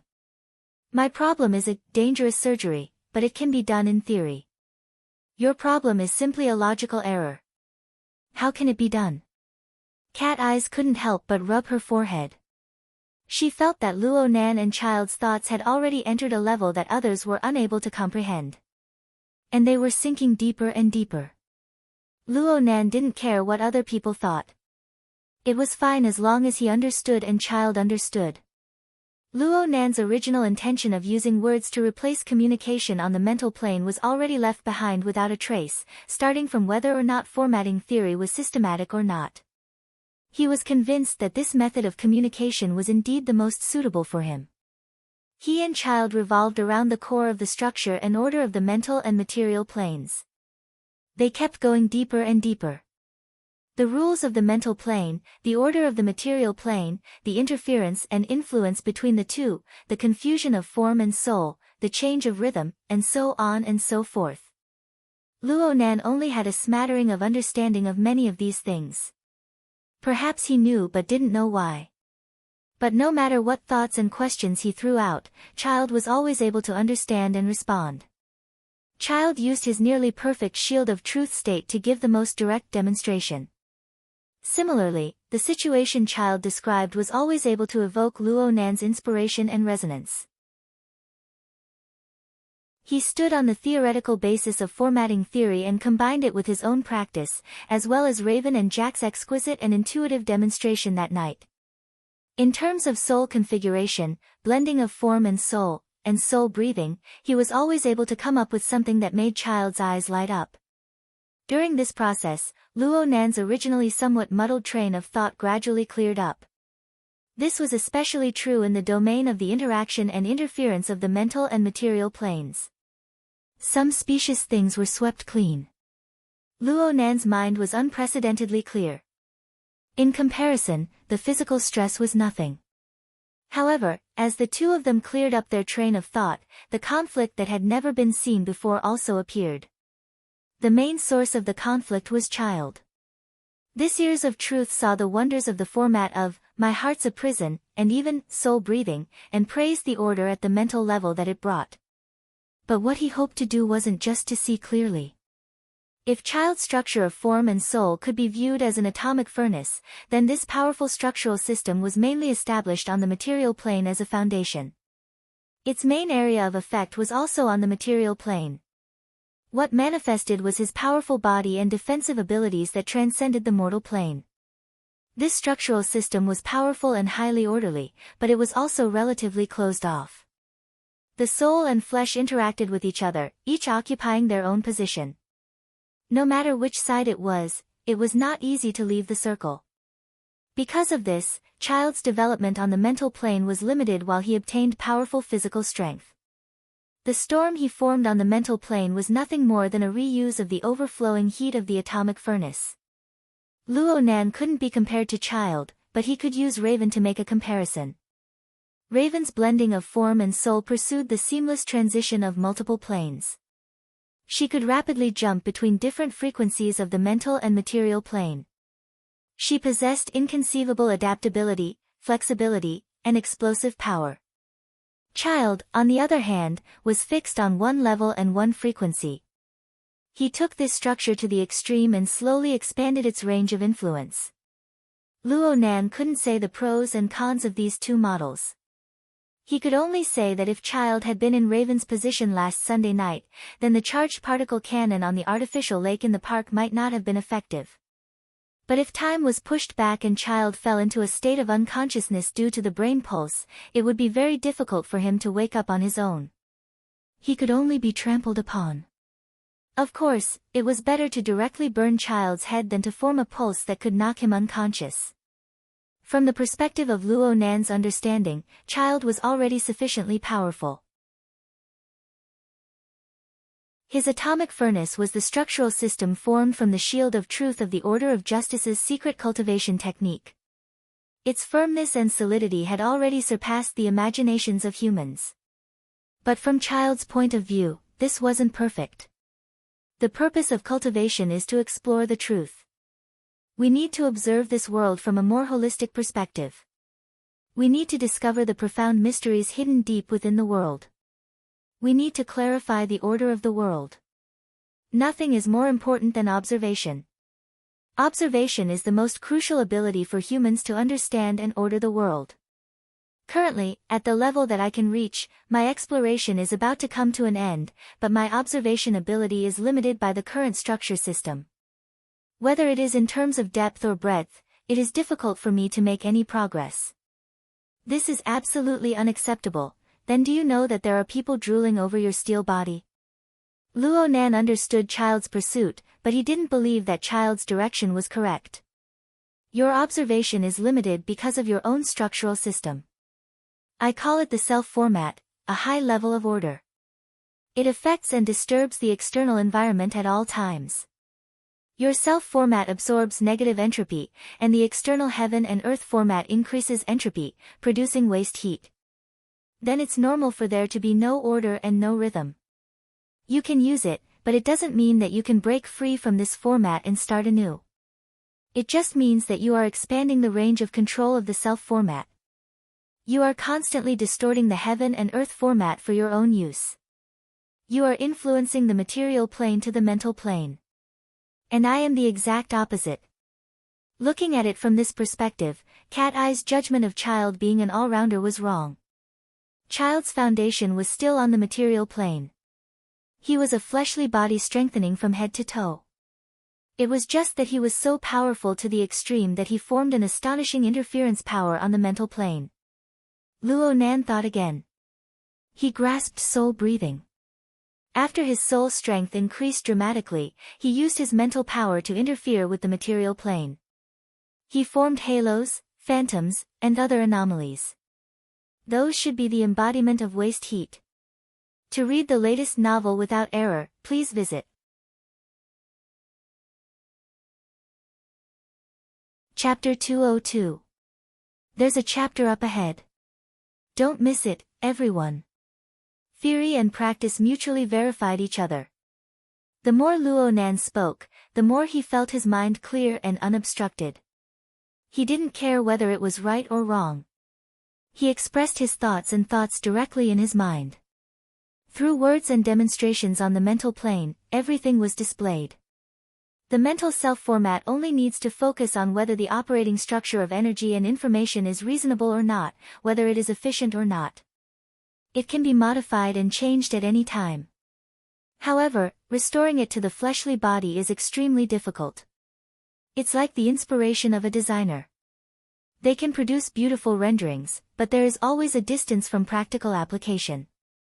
The material-oriented self-format must take care of the internal organs, blood, nerves, muscles, bones, and other aspects.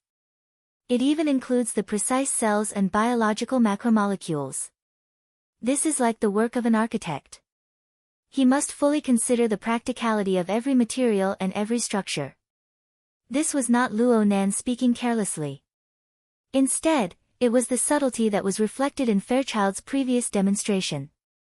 Even though only the tip of the iceberg was revealed, it made Luo Nan gasp in amazement. Observation is the vocation of mentally enhanced people. They use observation to understand the operating principles of all things in the world. They use observation to experiment and predict a more precise and efficient operating structure of energy and information. Oh, you can call it configuration. It forms a perfect prerequisite. Luo Nan felt more and more that the word configuration that Jack spoke of was really concise and wonderful. He could not help but use it again. As for the fleshly body enhanced people, they should pay attention to the actual restoration of the configuration. They should embody the control and transformation ability of the material plane. You are using the material aspect to do work on the mental aspect. Of course, it will be very difficult to succeed. This goes against the laws of the material nature. Fairchild allowed Luo Nan to talk and demonstrate without end. Though there were many commonplace things within, and he had heard them so many times that he had grown calloused from day to day, Fairchild listened quietly from beginning to end. This was because he knew that Luo Nan wasn't trying to teach or demonstrate anything. Instead, Luo Nan was sorting out his self-knowledge once more. Only when Luo Nan clarified the division between the mental and the material aspects did Fairchild speak briefly. Why can't it be done at the same time? Done at the same time? Luo Nan suddenly choked. He was a bit stupefied. Yeah, why can't it be done at the same time? It's clearly possible. Fairchild had just proposed an idea, but Luo Nan had a living example. Rui Wen, that little girl who was still in a coma, yet her slender body hid an inconceivable ability. She used a few short minutes of murderous attacks to give Luo Nan the most brilliant demonstration. Luo Nan once believed that Rui Wen and Child's two models each had their own merits. But now he suddenly discovered that Rui Wen's configuration of body and soul was actually the most exquisite model that displayed the effects of balance on the mental and material planes. From Luo Nan's current level of understanding, it was nearly perfect. It's really enough. While Luo Nan was in a daze, Cat Eyes had reached the end of her patience. Right now, the society's encrypted channel had completely collapsed. Metal Box had directly withdrawn from the operation. Red Fox and Papercut were also wavering. He Yueyin had allowed the situation to develop. It was a far cry from her previous strong style. Cat Eyes was the one waiting to be rescued in a dangerous situation. Naturally, she did not feel good about it. Luo Nan, this bastard, was still engaging in conversation that was sometimes unfathomable and sometimes cliched. Fairchild could endure it, but she couldn't. Cat Eyes simply slapped Luo Nan on the back. It's like a boiling pot outside. Huh. As the slap landed, Luo Nan's body fell forward. Fortunately, Cat Eyes reacted quickly. She grabbed his shoulder, preventing him from falling to Fairchild's feet. It must be known that Cat Eyes was sharing her perspective. As long as Luo Nan's situation was within the encrypted channel, there was nothing she could not see. He Yuan's cold voice cut in, "What's going on?" Zhang Yingying exclaimed in surprise, "Heart Destroyer Palm." Cat Eyes was flabbergasted. Only the heavens knew what was going on. Luo Nan, this kid, had a serious imbalance between his soul and fleshly body, but he shouldn't be weak to this degree. Compared to Cat Eyes' blank reaction, Fairchild was not the least bit surprised. He just took advantage of the situation and raised his gaze to point at an empty area above. There, Luo Nan reacted awkwardly. Due to the demonstration of forgetting himself on the mental plane, he had unknowingly pulled apart the distance between his soul and fleshly body. He had accidentally left his body. Fortunately, he had penetrated deeper on the mental plane. Fairchild, who had been communicating with him all this time, was able to lock onto Luo Nan's position. If he did not leave his body once, it would be hard for his fleshly body to avoid suffering. Luo Nan sighed to himself and was about to go back when Fairchild's telepathic thoughts cut in at this time. He continued with the previous topic. Balancing isn't a compromise. It's a pure correction. Have you ever tasted that feeling? It's like sleeping peacefully within the membrane of a fetus. It's like melting within the radiance of truth. Every breath connects the inner and outer worlds. It's truly exhaling the old and taking in the new. Fairchild's description was a bit abstract and chaotic, but his sincere feelings melded into the storm on the mental plane, giving Luo Nan a vague experience. We can try it out. You help me first. Anyone else would have been confused by Fairchild's description, but Luo Nan understood it without any difficulty. His mind was suddenly filled with intense curiosity. He forgot about the matter of his soul returning to his body. The heavily chained crow trembled in the next moment and collided with Fairchild's mental storm. Luo Nan's heavily chained crow maintained a defensive stance even during the long standoff and exchange. But this time, under the intentional control of both sides, the offensive and defensive momentum reversed. The heavily chained crow suppressed the mental storm for the first time, invading Fairchild's outer control circle. The power of the format of "My Heart's a Prison" instantly took effect, sending the format's own order into the depths of this layer of waste heat. This could be considered a kind of blessing, just like it did for Rui Wen and Ink. In this instant, Luo Nan's consciousness cut into the range of Fairchild's mental senses for a brief moment. He brought an area with a radius of 300 meters into his clairvoyance. The cross-section of this vast space was nearly 300,000 square meters. It covered the entire Frost River reality. The high-speed flow of energy and information converged with a rumble. Through a special configuration, the information was sorted out and analyzed. The layers were arranged in a clear and detailed manner. Fairchild narrowed his eyes and quietly experienced this marvelous experience. The profoundness was by no means a simple, all-encompassing perception. Observation brought order, and order was truth. At the same time, observation brought pressure. Because Luo Nan had received Fairchild's mental senses and the corresponding information, it was like he had received an enormous chain hammer that spun at high speeds. His entire soul trembled violently. After all, although Fairchild's sensing range was inferior to Luo Nan's, Fairchild's level of understanding and depth far exceeded Luo Nan's level. This was rich nourishment, but it was also a difficult problem that transcended the class. If Luo Nan had not been in an out-of-body state, this attack would have caused Luo Nan to vomit blood and collapse. And right now, even though Luo Nan was in an out-of-body state, he could still sense that his soul strength had been stimulated. It had clearly grown again and could not be suppressed. How am I supposed to go back now?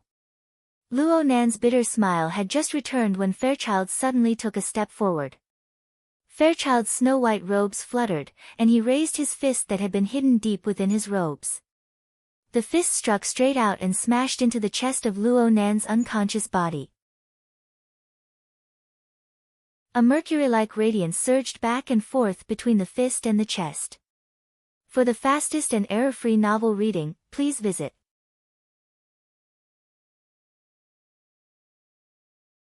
Chapter 203. The instant Fairchild punched, Cat Eyes was like a big cat with its fur standing on end. Her entire body bounced up. Her hand was resting on Luo Nan's shoulder.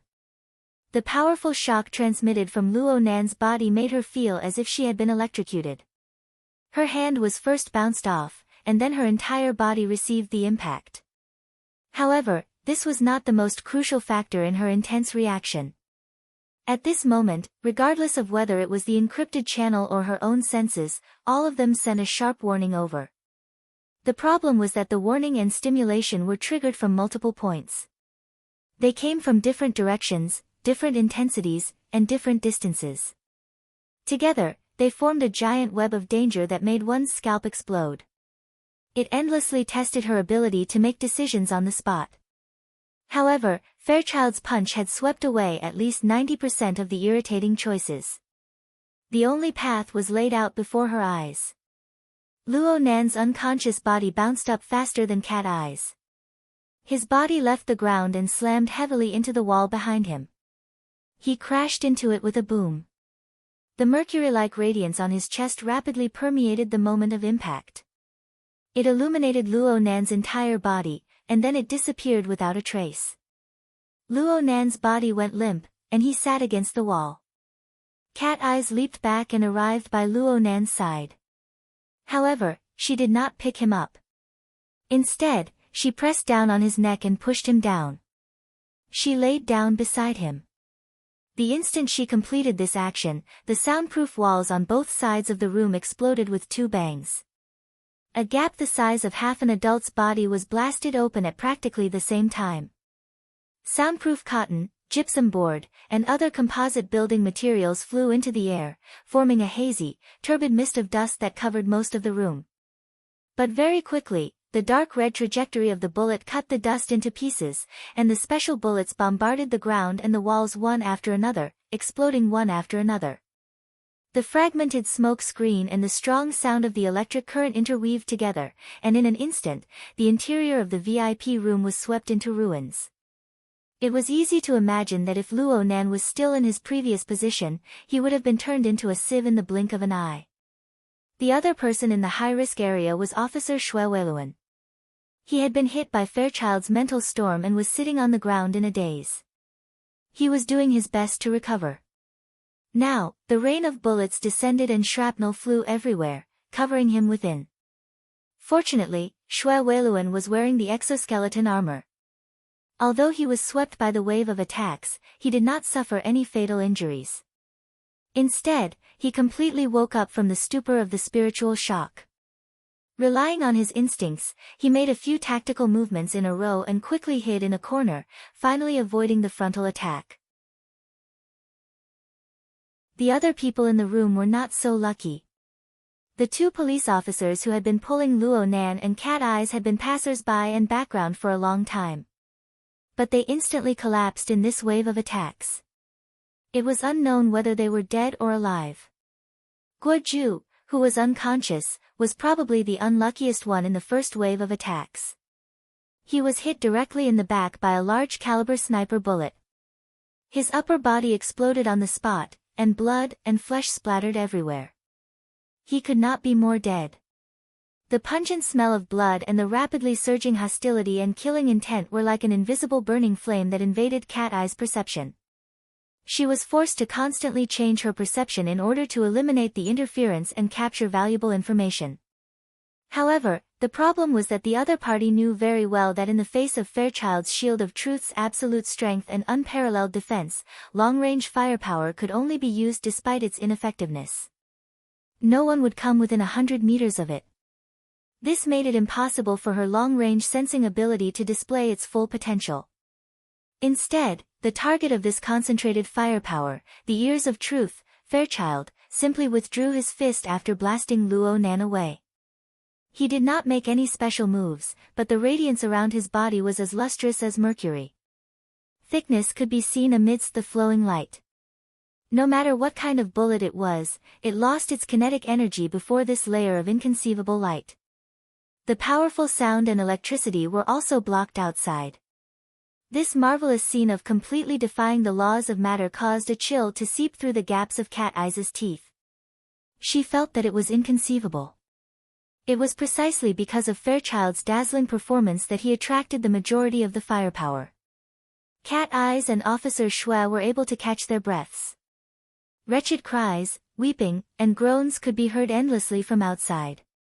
Even though the majority of the players had left this troublesome place due to the series of unforeseen events, there were still some people who were either enchanted or watching. They did not evacuate in time. The 2 firing points of the Knights of Equity opened up, and the 2 bullet trajectories on both sides of the room became a human domain. Compared to the chaotic and miserable situation outside, the luxurious room was already in shambles. From beginning to end, aside from the initial 170 decibels explosion of the stun grenade, no one else made a sound. Some people did not make it in time. Some people knew that this was completely meaningless. There were also people like Cat Eyes.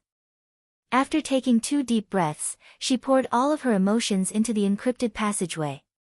You guys just let the Order of Justice calmly set up 2 firing points like this? Bamboo Pole expressed his helplessness. We didn't even know if they were going to make a move before. What were we supposed to do? Plus, who would have thought that the Order of Justice would dare to play this big? This internal strife is simply the tempo of a special warfare. He sighed and continued to report the current situation. Right now, they are still filling in people endlessly. Aside from the interior of Frost River reality, there are also quite a few people who have gone to the top floors of the 3 surrounding buildings. All monitoring over there has been blocked. I don't know what they're up to. I just applied to the Society for the use of satellites or monitoring balloons in the atmosphere, but I'm afraid this won't be enough. Red Fox, who was wavering, had always been by Bamboo Pole's side.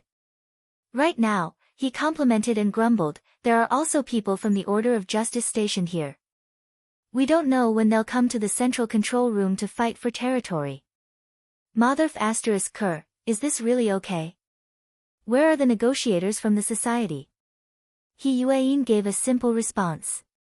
The 3 first ablatums of the Order of Justice in Xia City have cut off communications. We can't contact them. Zhang Yingying clicked her tongue. I remember that they are all on the secular side. Just nice. 3 buildings, 1 per floor.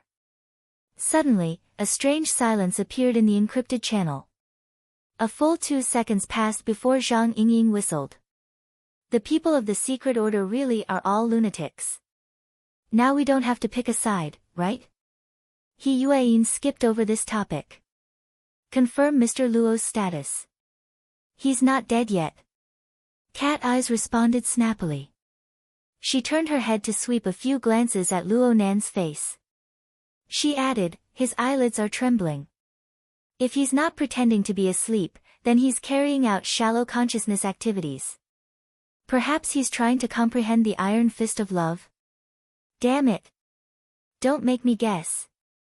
Cat Eye's answer represented the opinions of practically everyone in the encrypted channel. Although they were all surprised by Fairchild's fist, no one expressed any concern for Luo Nan's safety. This was probably the power of a lunatic and a fanatic. Common sense could not be used to judge this type of communication. One could not make wild speculations, lest one be infected. At this time, Cat Eyes' eyebrows jumped. She keenly sensed the changes in the outside world. The attack has stopped. Did you guys make a move? We didn't. Zhang Yingying expressed her innocence.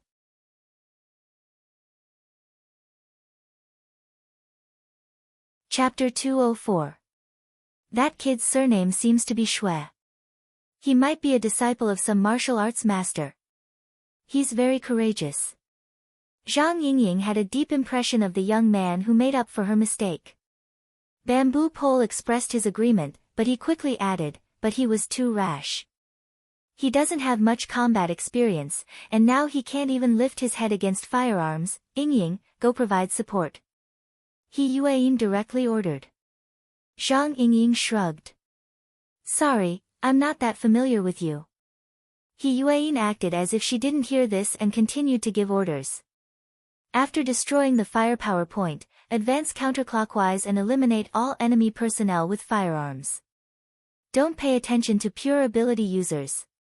Bamboo pole will cooperate with you. Hey! He Yuan didn't pay any more attention to her. She continued to issue orders one after the other. Bamboo pole, first set up a special communication line for white salt. Then, identify all the firearms personnel and try to save the video. Bamboo pole understood He Yuan's meaning. That's a good idea. The municipal government and the military have just issued a warning to all parties regarding long-range weapons and highly lethal weapons.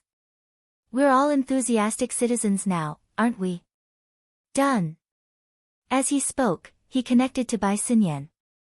Her wristband vibrated slightly, and a large amount of information flooded in. Bai Xinyan smiled and lowered her head to carefully comb through the information. At the same time, she raised her hand and waved at Zhang Yingying. Zhang Yingying, who had a stomach full of indignation, could only look up to the sky and roll her eyes. She turned around and snuck towards the location that the bamboo pole had pointed out. He Yuan's tone became a bit more polite. White Salt, you are responsible for bringing your patient out, is that all right?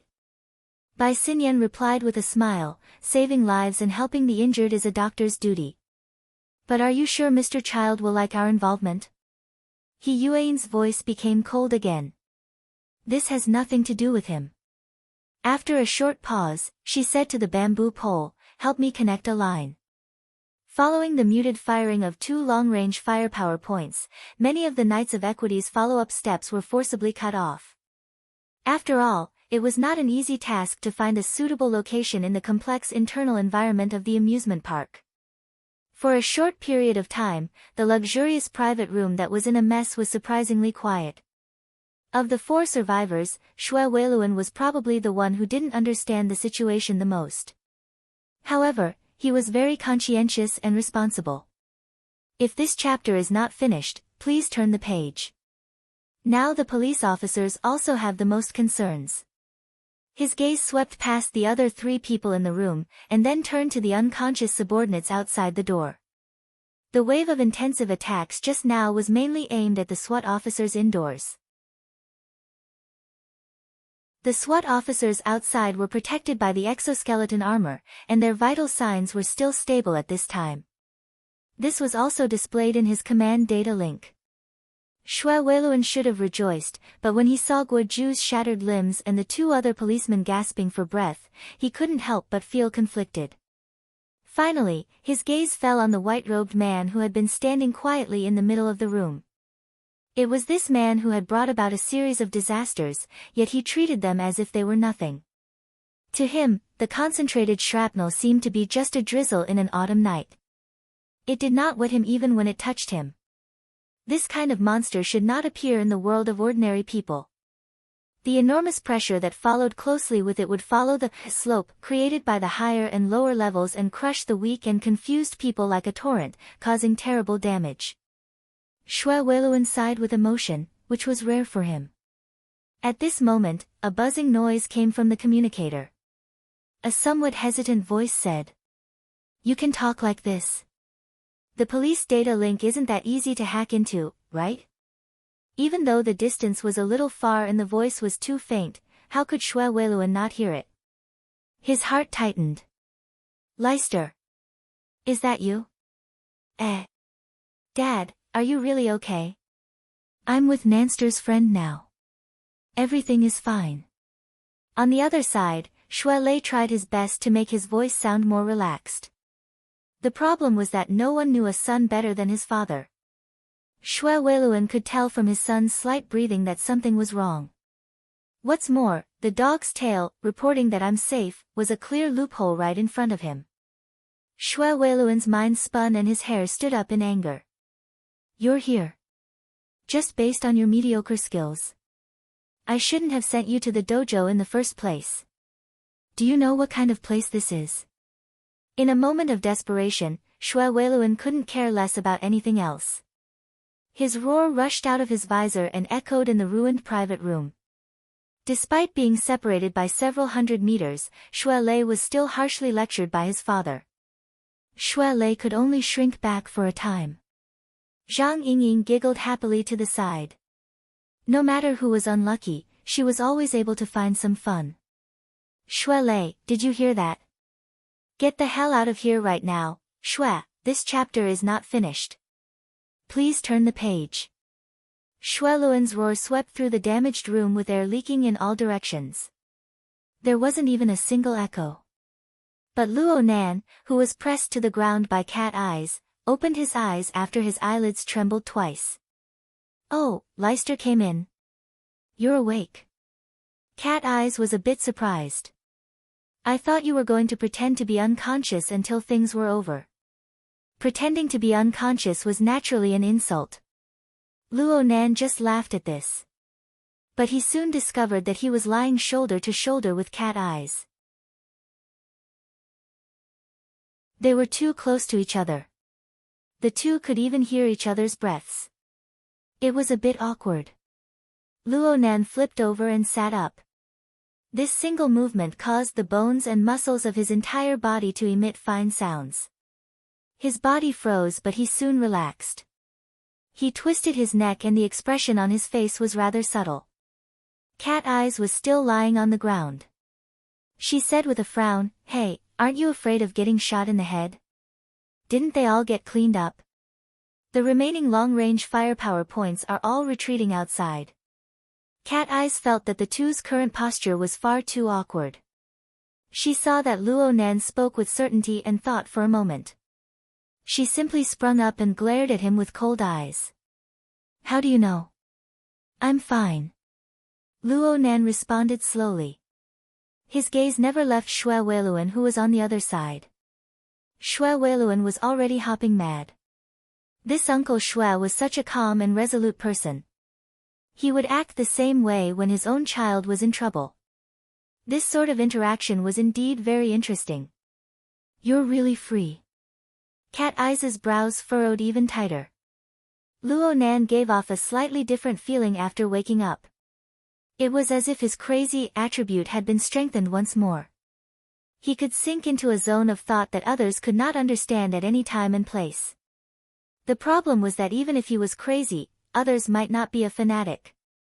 As soon as Cat Eyes had this thought, the fanatic, yes, Fairchild, who had been standing quietly all this time, moved. He turned his body and took 2 steps, immediately attracting everyone's gazes. Even Xue Weiluan temporarily stopped reprimanding his own son to pay close attention. Blocking in front of Fairchild were the 3 multifunctional robots that Fairchild had kicked to a halt not too long ago. Right now, they had already been baptized by the special bullets in front of them. They were completely scrapped. Even the system's self-checks had been suspended. Today is still 2 updates. The holidays are finally here. I won't say anything to avoid ruining my character. See you all tomorrow.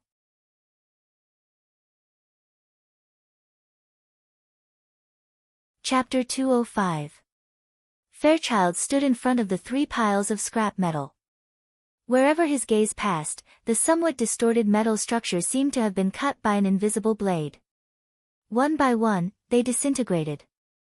The 3 piles of scrap metal collapsed, revealing the figure of a person. It was Huang Bingjin. This brother had been unconscious to begin with.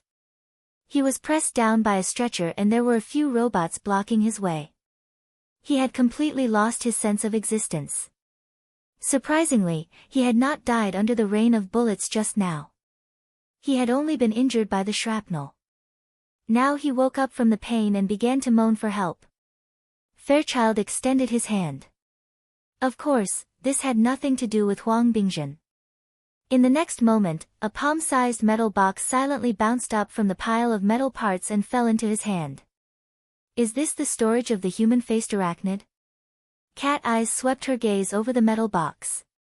It was hard for her to match it with the image of the human-faced arachnid. When that damned Guo had confessed, he had explained the cause and effect of the matter in great detail. With Cat Eye's long-range perception, she naturally would not have missed it. Inside the metal box was the core object that had triggered this incident. It was the raw materials for the creation of the human-faced arachnid and the corresponding key information.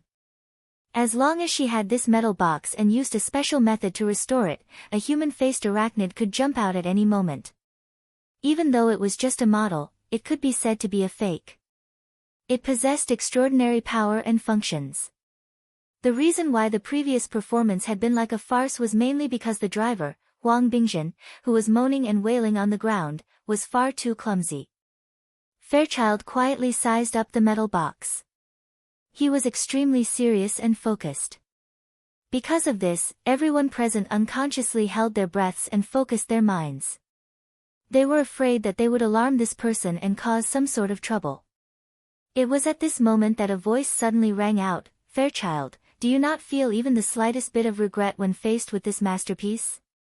Everyone else in the room was fiercely shocked. Cat Eyes felt a chill run down her back. The voice had come too strangely. It had appeared out of nowhere in this messy room. It was weak and sharp, like the hissing of a snake when it flicked its tongue. She had not sensed such a special voice at all. It had clearly rung in her ears, but she could not grasp any clues. The so-called long-range perception had become a mere decoration.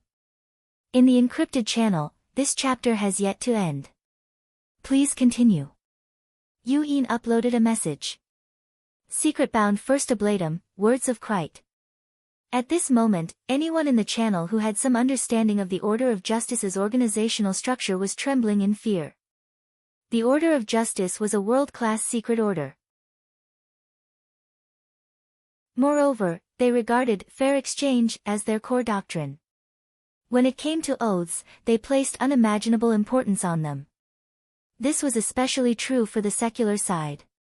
Many of their core secrets and profundities were maintained by strict and cruel oaths. From the lowest to the highest, the overt oath, the secret pact, and the heart illumination were the witnesses, executors, and punishers of the oaths. They were also the axis of power in the entire church's system. Although the secret-bound first ablatum was only in the middle of the first ablatum rank, within the Order of Justice, the status of a priest was one level higher than that of the other members of the Order of Justice. Even a worldwide secret order like the Order of Justice only had a little over 100 members. On average, each large metropolitan area would only have 1 or 2 members. Therefore, every single one of them had the power to oversee an area. They had the power to take charge of an area by themselves. In terms of political status, the society needed to bring out the leader of the Xia city branch, Ouyang Chen. Only then would they be equal. But upon careful thought, it was not strange. This sudden chaos was a contest of power between the upper echelons of the Order of Justice. Fairchild, the Ears of Truth, was an illustrious powerhouse even on the world level. He was infinitely close to the domain of extraordinary. From the looks of it, the extravagance of Frost River reality really did not amount to much. It was just that the innocent citizens lying in pools of blood and the insignificant ability users like them had to suffer. Damn it! That's enough. Red Fox could not help but complain in the encrypted channel, this is no longer a problem of a city gate catching fire. This is simply a fight between gods. Normally, they can't even hide, but they actually ran into us with their eyes wide open. For the time being, no one replied to him because Fairchild responded, no matter how exquisite a work is, it is nothing more than a toy to satisfy the selfish desires of a blasphemer. I don't see how it has the qualifications to be called a masterpiece. The secret-bound first ablatum used the secret technique of words of Krite and laughed in a low voice. As for where he was, no one knew. Oh, Fairchild, I must. This chapter is not finished. Please turn the page. Let me remind you this time. Your logic can be perfectly replaced by the scales of truth. Are you saying that the sacred object that can bear the weight of the Order's sacrificial vessel is nothing more than a big toy to satisfy the desires of the believers? Fairchild's expression did not change. This was not the first time such a debate had occurred. He knew very well that using words to refute An Weng was meaningless. An Weng, you only need to understand one thing. This thing will not return to your hands. Your laughable, divine replacement will ultimately become a meaningless dream. So you choose to cooperate with the Ability User Society? Fairchild did not react to An Weng's words, but all the members of the society who shared cat eyes felt their hearts tremble. These words were tantamount to the most serious accusation. A single misstep would be the beginning of a conflict between the two world organizations, the Order of Justice and the Ability User Society. Fairchild was too lazy to defend himself. I only eliminate those who blaspheme against the truth. The entire room trembled slightly as soon as he finished speaking. The mercury-like radiance around Fairchild's body rippled and tore apart all channels of information flow. The words of Krite was also blocked outside. Fairchild immediately dropped his arm. The snow-white sleeve of his robe covered the metal box. No one knew what he would do next. However, the encrypted channel was in an uproar because of this series of words. Red Fox was the most excited. He let out a blood-curdling scream. We've really been tricked this time. Fairchild is pushing the boat with the current. He's using it too ruthlessly. Eliminate your sister. Cooperation your sister. Can't you just make things clear? Zhang Yingying had entered the channel a little late and she had not looked at the historical information in detail. She was completely confused and had the mentality of watching a good show. That metal box is really crucial. I'm afraid there will be a bloodbath over it. The human-faced arachnid is hidden in this box. That Guo came specifically to retrieve it. But I heard him say something about downloading it. Bamboo Pole, a technician, was more concerned about technical issues. He asked Cat Eyes, what did that Guo say earlier? Cat Eyes shared her perspective with her companion.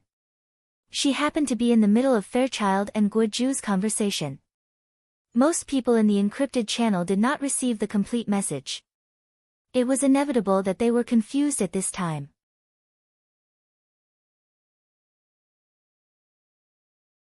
Chapter 206. Cat Eyes felt a headache coming on. This involved some complicated theories and Guoju himself was muddle-headed. Naturally, some parts of his explanation were very vague. There were many parts that she did not understand. She could only speak in a simple manner. I heard that this is the most successful experiment of the secular side's human-faced arachnid. If they continue to research it, their final goal will be to mass-produce it. Am I right? Hey, I'm asking you a question. Cat Eyes jabbed Luo Nan. Luo Nan was a bit surprised. You're asking me? Who else would I ask? This is a serious matter that Fairchild needs to handle. You chatted so happily with him. Did you ask him clearly? There's no value in discussing this. Luo Nan shook his head honestly. His conversation with Fairchild mainly concerned the mutual interference between the mental and material planes. As for the human-faced arachnid exoskeleton armor, it was a simple structure on the mental plane. It was also a simplified version. It could not even be considered a soul configuration. How could there be any discussion? Cat Eyes could not help but roll her eyes. It turned out that this person had not come out of his mental state. Red Fox, who had been highly nervous and had long since been resentful, could not help but let out dozens of clicking sounds in the encrypted channel. In the end, he chuckled coldly. Mr. Luo, young Master Luo, are you saying that our group of people took the risk of falling out with the Order of Justice and came here to support you just for this thing that has no value in discussing? Great. You really are great. Then we won't serve you anymore, okay? Red Fox swung his hand and walked away. Bamboo Pole saw that the situation was not right. He grabbed Red Fox and said, hold on. Don't be angry. Luo Nan didn't make it clear. The topic of discussion between him and Fairchild is a bit more abstract. It might not be related to this matter. So you know about abstract? That's why we accompanied him here and there. I've said it before. The goal of today's operation was unclear from the beginning. The responsibility was unclear. We rushed over here based on the guidance of a mental patient. We didn't see the human-faced arachnid, but we bumped into the infighting of the Order of Justice. In the end, the main character didn't even make a move. We shamelessly went up and spent a lot of effort to clean up the mess. Hee, the henchman of the Order of Justice, the vanguard of the conflict. Does this name sound good? Red Fox was furious. If he had not been involved in this matter, he would have treated Luo Nan and Fairchild's exchange as a joke and laughed it off. But now, he and Bamboo Pole were in Yulon Hotel's central control room. They had already been exposed. If this chapter is not finished, please turn the page. The Knights of Peace would come over sooner or later. Conflict was inevitable. It would have been fine if Luo Nan had been able to clearly sort out the cause and effect of the matter at this time. He would have apologized and added thanks. But in the end, Luo Nan just said, "There's no value in discussing." Just how ignorant was this brat? Furthermore, he had a deeper worry. Up until now, the society still hasn't given a clear explanation. The experts haven't arrived yet, and there's no sign of any coordination. If we really discuss this matter with the Order of Justice in the future, what would we amount to? The first wave of cannon fodder? Or are you using him as a scapegoat? Bamboo Pole continued to advise him, "You worry too much. President Ouyang isn't that kind of person, that's because you haven't seen what the headquarters is like. Or perhaps, do you think that this sort of thing can be controlled within the boundaries of Xia City? Brothers and sisters, do you still not understand? This matter has already gotten out of hand. These secret orders are the best at dealing with matters of faith. They make a mountain out of a molehill. Headquarters, on the other hand, is politically correct from start to finish. Right now, we don't even have a single piece of evidence. Don't tell me that we have to send over the call records to prove our own innocence." He Yuan tried to advise him, "Red Fox, I'm talking to Boss Luo." "Secretary, shut up." Red Fox grew angrier the more he thought about it. He didn't give face to anyone. He scolded anyone who dared to speak. The encrypted channel became extremely awkward when these words were spoken. Red Fox made it clear that he only wanted Luo Nan's attitude. Anyone else who spoke would only add fuel to the fire. Luo Nan was distracted for a few moments before he discovered that he was being targeted by Red Fox. He wasn't really ignorant. He just didn't think too much about it. He just spoke his mind. The faith product he named the human-faced arachnid exoskeleton armor was essentially a simplified version of the soul configuration. With the live demonstration from before and the Wraith sign as a solid reference, Luo Nan just needed to gather enough negative emotions to create one on the spot. It wasn't a difficult matter. This wasn't Fairchild's area of expertise. Fairchild probably didn't know this better than Luo Nan. Luo Nan felt quite wronged for a time. But when he thought about it from the other side, he had rashly reported the warning of the human-faced arachnid. He didn't listen to He Yuan's instructions and headed straight for the site of the incident, causing the situation to escalate. He was indeed in the wrong first. Red Fox had faced many changes to the mission target. Though he grumbled endlessly, he still followed them from start to finish. Now he was facing a direct conflict with the Order of Justice. The danger was extremely high. Please continue to the next page if this chapter is not finished. He really did have the qualifications to get angry. Luo Nan didn't mind apologizing and saying a few soft words. However, he really didn't know how to respond in this complicated context. He looked at Cat Eyes, who was closest to him. Cat Eyes had her arms crossed over her chest. She had a cold and cynical expression that said, "Seeing you embarrassed makes me feel good." However, the index and middle fingers of her right hand were raised and hooked downwards. Her meaning was for Luo Nan to lower his head and admit his mistake. She had been sharing her perspective all this time. This method was more covert, making it harder for others to discover her. However, this kind of notification was far too vague. At this time, two good friends simultaneously communicated with him in the private interface. One was He Yuan. The other was actually Zhang Yingying. Apologize to Red Fox. Try to communicate with Fairchild. Ask him clearly about the human-faced arachnid. Say a few words to Fairchild. Put on a show. Red Fox is a grumpy person. Give him a way out of this embarrassing situation. The messages from the two were different, but the meaning was the same. They were both teaching Luo Nan a way to ease the situation.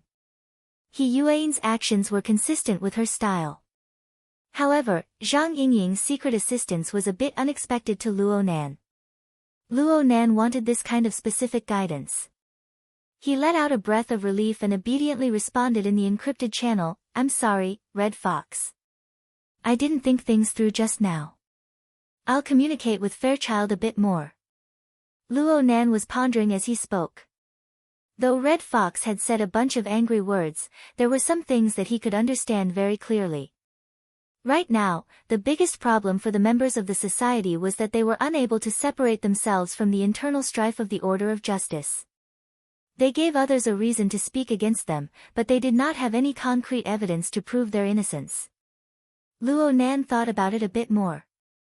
Though he already understood the configuration of the human-faced arachnid, it was all empty talk. If the society were to negotiate with the Order of Justice, the evidence would be lacking. The true and irrefutable evidence was naturally the metal box in Fairchild's hands. Luo Nan more or less understood Fairchild's personality. Fairchild had obtained the storage device, but he would at most verify it.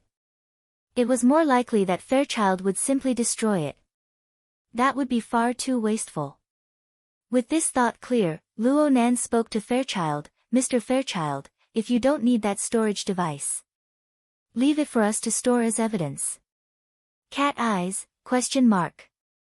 He Yuan. Zhang Yingying, ! Red Fox, F***ck me.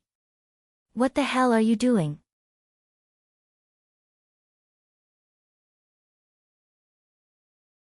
Chapter 207. The instant Luo Nan's words left his mouth, Red Fox was not the only one who exploded. Everyone in the encrypted channel was furious. "You saw it, you saw it." The Red Fox shouted until the end and was completely exhausted. Even his cries had turned into moans. "I knew it. This fellow is purely a scammer. What a fool." Zhang Yingying slapped herself on the face, feeling too ashamed to face anyone. Even if Xue Lei, who was beside her, looked at her as if she was a lunatic, she couldn't care less. How naive was she?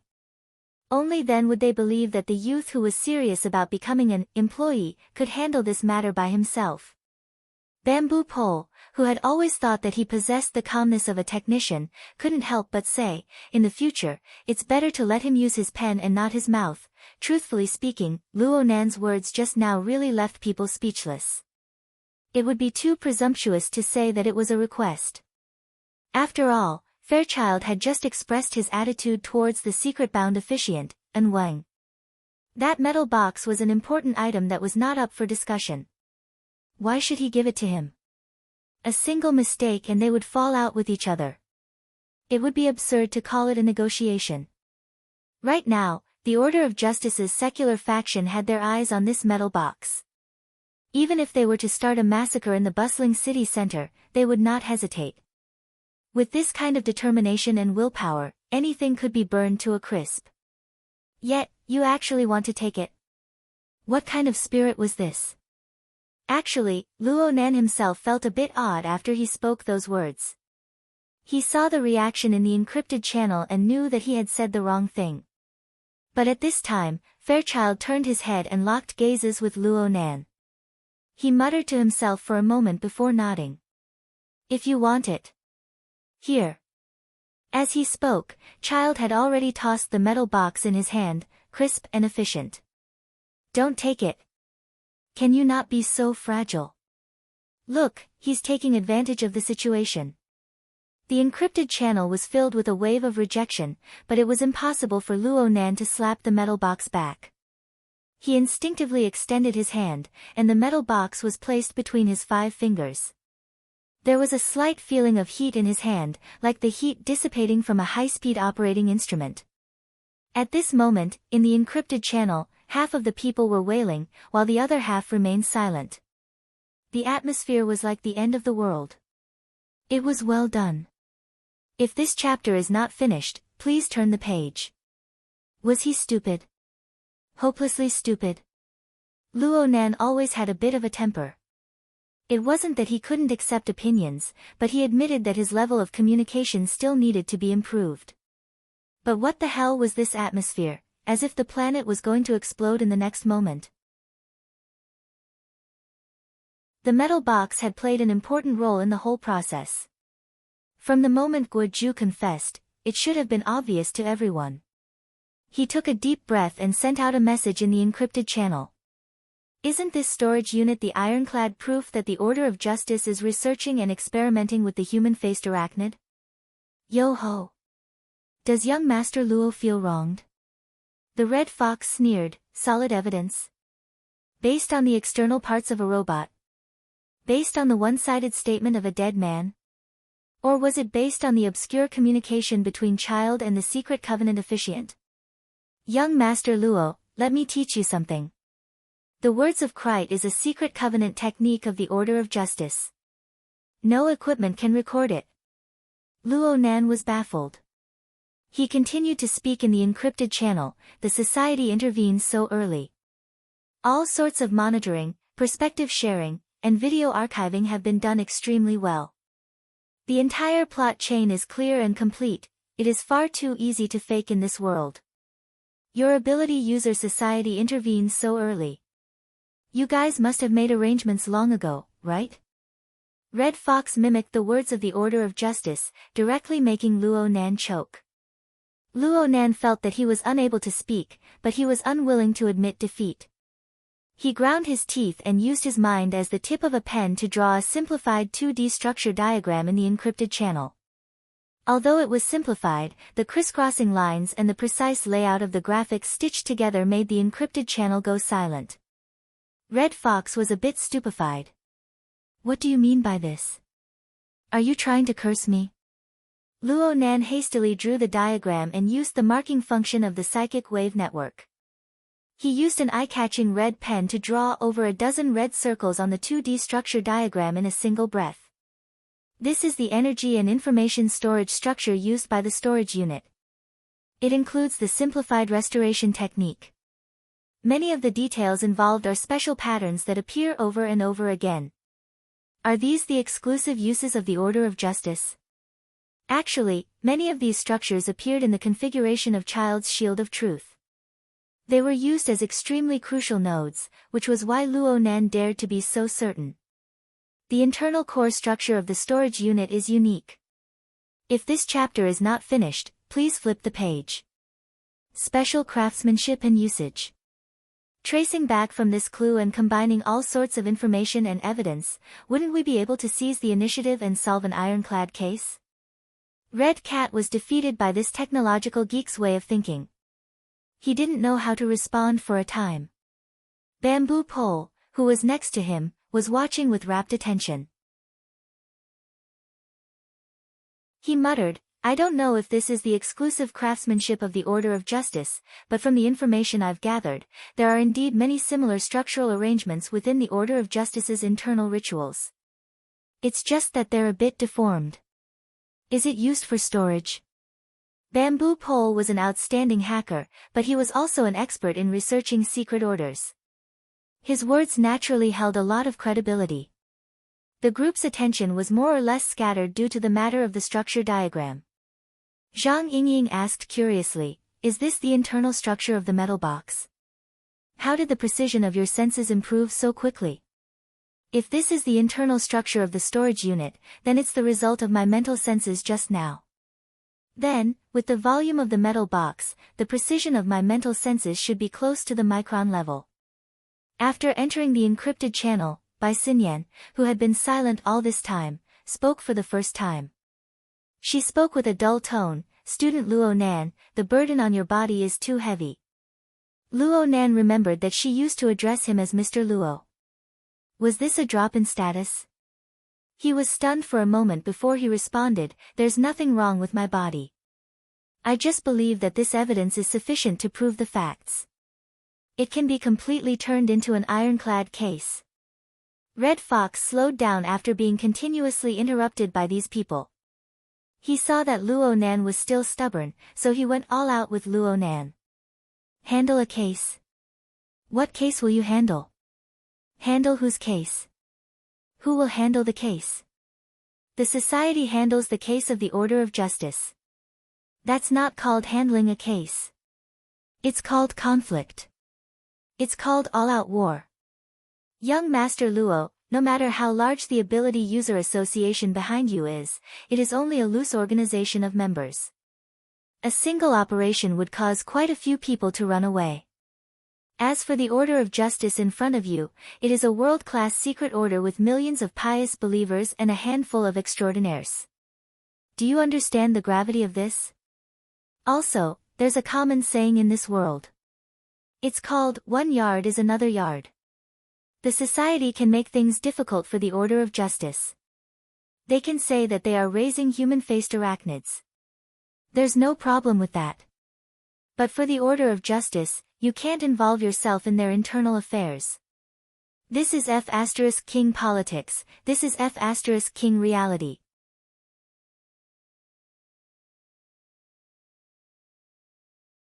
Chapter 208. A string of cynicism and mockery was sent over. While Red Fox was talking incessantly, he made the same mistake as a newbie. He used the hexaear as a communication device. He completely forgot about telepathic communication and simply roared. After this wave of roars, Red Fox's mood did not ease. Instead, he became even more agitated. He smashed his fist heavily on the control panel and cursed, "Idiot." Even so, he still felt agitated. He tugged at his red jacket and cursed again, "Scammer." Bamboo Pole shook his head. He did not speak in the encrypted channel. He only spoke in a simple manner and advised, "Don't look at how he calls you mister. He's still a child. Also, Xia City is different from Hu City." Red Fox's expression turned even uglier when he heard the words Hu City. He swept an icy glance over. The only difference is the distance from headquarters. Back in the day, I ran out of Hu City like a dog. Now that I'm in Xia City, I don't want to become a dead dog and be casually thrown into some garbage dump. Bamboo Pole shrugged and did not continue to persuade him. This was because the monitoring system showed that there were a few unfriendly faces heading towards the control room. He sighed and asked in the encrypted channel, "The expected trouble has come. What should we do?" He Yuan asked him, "Can you confirm the enemy's weapon right now?" Bamboo Pole understood He Yuan's meaning. She was not asking about the people who were about to block the door. She was asking about the arrangements the order had arranged at Yulan Hotel to deal with Fairchild. Oh, this guy was more stubborn than I imagined. Big guy. The main weapon must be a big guy. Bamboo Pole was multitasking. He repeatedly switched the monitoring screen and confirmed the target that had already begun to be set up. It's very likely to be a sniper cannon. From what I know, many secret orders are researching a magically modified version of the sniper grenade launcher. This toy is much stronger than a charged particle cannon against a single target. Of course, the effect of breaking through the shield of truth is still questionable. He Yuan did not say anything more. She simply responded, "Retreat. Head for the preset rendezvous point." Red Fox sneered from the side. He made a "look and I'll know" gesture towards Bamboo Pole. The corner of Bamboo Pole's mouth twitched. "You called them young master when you went against the order. Now that you retreated, you threw up your hands. In the end, you were still unhappy." In the end, Bamboo Pole did not say anything. He tidied up the equipment in the control room in 5 seconds and walked out with the Red Fox.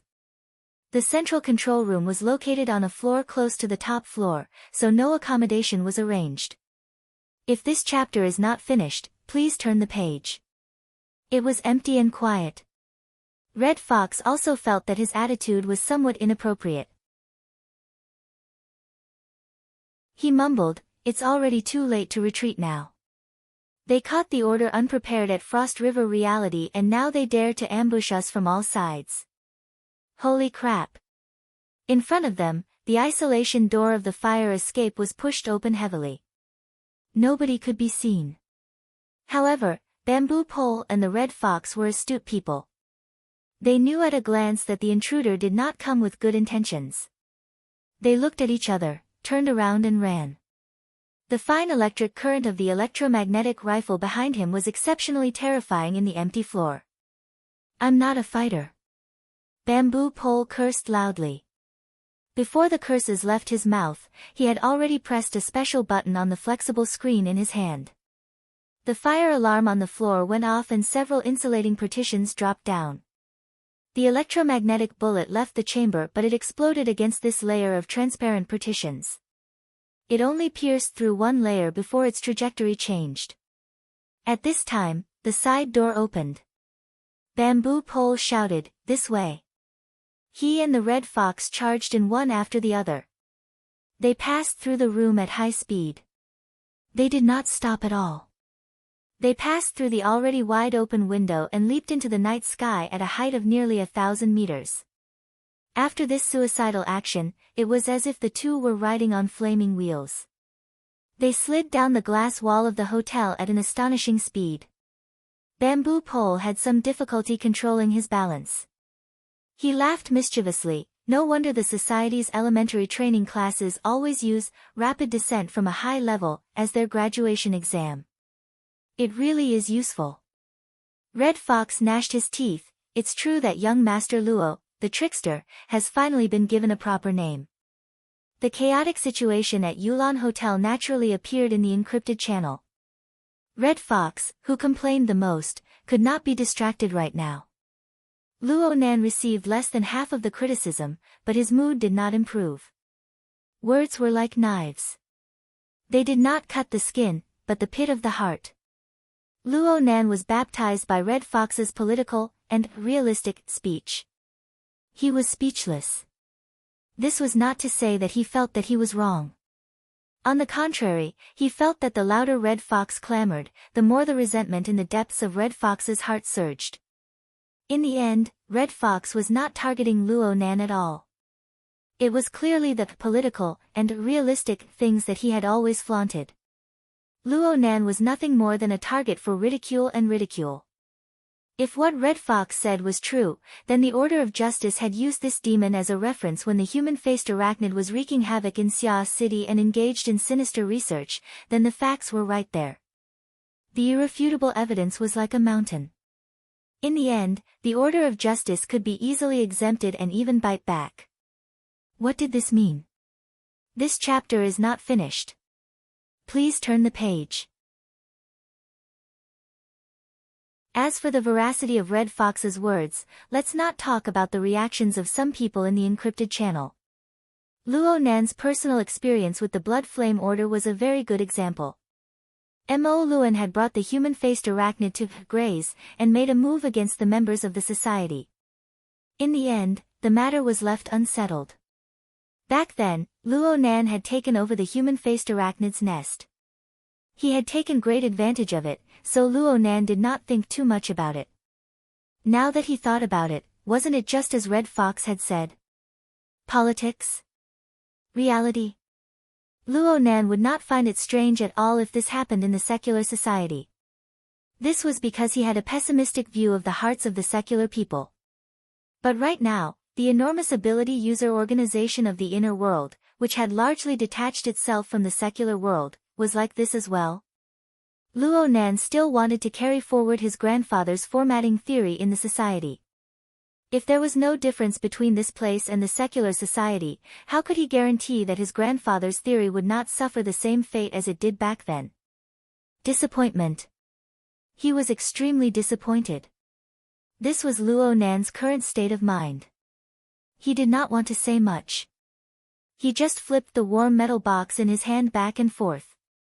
If it was possible, he wanted to be quiet for a bit. But how could he have the chance to be quiet right now? As his state of mind flipped along with the metal box, he clearly sensed that there was clearly some sort of extremely obscure power on the mental plane. It was currently creating disturbances in this region. And the feeling was extremely negative. It was like a gloomy layer of clouds that obscured most of the pulsation of life. Luo Nan could feel the malice rippling through the void. This was the true means of the secular side. Luo Nan's hands stopped moving as the dark cloud pressed down. He raised his head slightly and just happened to meet Child's eyes. Those gray pupils looked like layers upon layers of hazy dark clouds at first glance. However, the firm willpower was like sunlight that pierced through the clouds. It was hard to look straight at. Child did not know why Luo Nan was in a daze. His gaze still fell on the metal box that Luo Nan was flipping over and over in his hand. A moment later, he suddenly spoke, "We have yet to touch the entirety of truth. We are filled with anticipation toward its true appearance. Because of this, we are exceptionally unable to endure interference, as well as the blasphemy toward our pursuit of goals. The truth has yet to be seen in its entirety. I can only guarantee that the place I stand is the domain of truth." As his voice rose and fell, the light on his body flowed like mercury. It reflected a faint glow on the ground, and a blurry wave of light spread outward. Men are afraid of entering the wrong profession.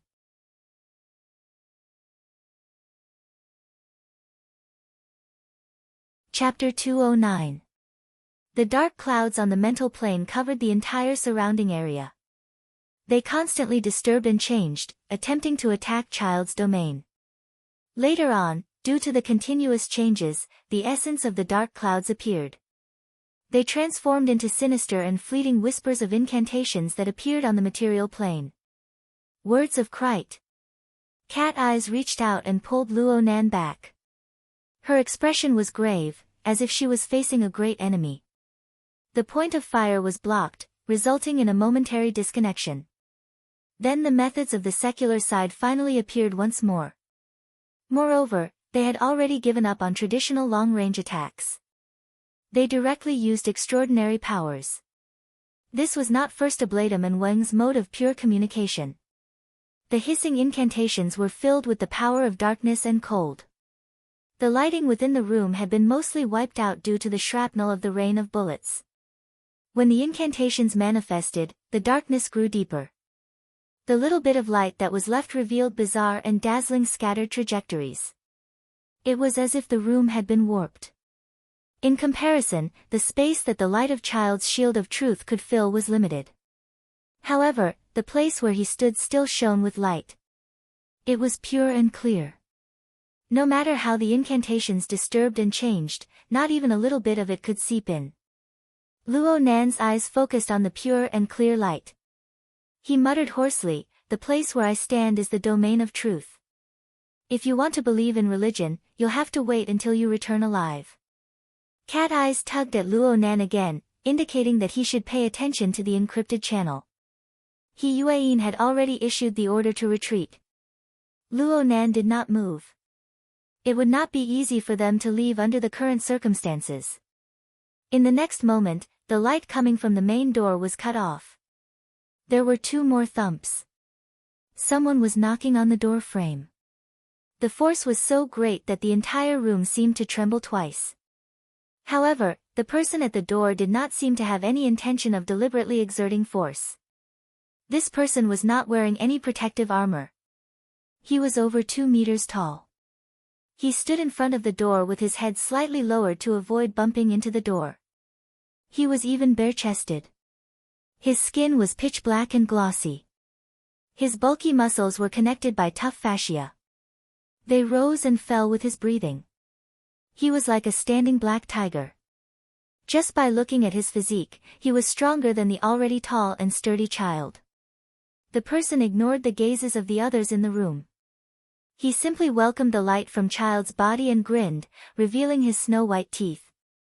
"Mr. Child, long time no see." Oh, you might not remember me. Baze, Child whispered the man's name. Thank you, Mr. Child, for remembering me.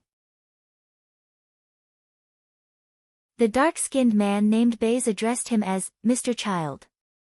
His tone was polite and gentle, which did not match his appearance. I've always been very grateful to you for teaching me when I first joined the cult.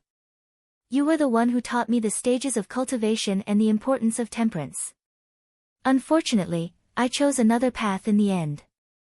I feel that the unrestrained, simple, and violent style suits me better. Moreover, my strength has not left me because of this. Luo Nan watched Baze display the appearance of master and disciple reuniting, but he felt an extremely dangerous tension emerge from the body of this dark-skinned brawny man. He could not help but ask, who is he? Black Tiger Baze. He's the vice-captain of the Knights of Equity's Xia City branch. Cat Eyes extended her hand to support the crooked brim of her hat. She subconsciously made her entire outfit more neat and tidy in preparation for the upcoming bitter battle. Since there was internal strife among the upper echelons of the Order of Justice, the appearance of a fellow like Baze was not strange at all. However, the pressure of theory and the feeling of reality were different in the end. She needed to give Luo Nan, who lacked common sense, a supplementary lesson. At the same time, she gave herself a reminder, he's a freak who can defeat an awakened purely by relying on his innate physical strength. But there are also people who say that he obtained this ability through the Order of Justice's life and death sacrifice. In any case, if you were to pick the 10 people with the strongest physical strength in Xia City, Crag Burst would barely rank at the bottom. Senior Giant Arm and Senior Zong Ji of the society would probably rank in the middle. They rely on explosive power and skill to win. And this person can rank in the top 3 no matter what. Luo Nan went, oh. Finally, he had a clearer understanding of Baze's strength. He had personally witnessed the abilities of Crag Burst and Giant Arm. Crag Burst was someone who could remain unscathed even under high explosive incendiary bombs. As for Mr. Giant Arm, he was a pure martial artist. The power of his fist penetrated through the metal box and forcefully stuck Jack, who was in the deep blue walker state, to the spot. He truly did possess inconceivable skill. Luo Nan did not know what kind of style he would display when he truly fought. Baze was able to suppress those two in terms of physical strength. His strength could be imagined. At this time, He Yuan sent out a message in the encrypted channel, pay attention. Baze's physical strength is admittedly powerful, but he has never relied on his physical strength. As for what he relied on, Baze, who was blocking the entrance to the room, had already begun to reveal it. He took a deep breath and lowered his head slightly. His pitch-black skin was already shining with a glossy sheen.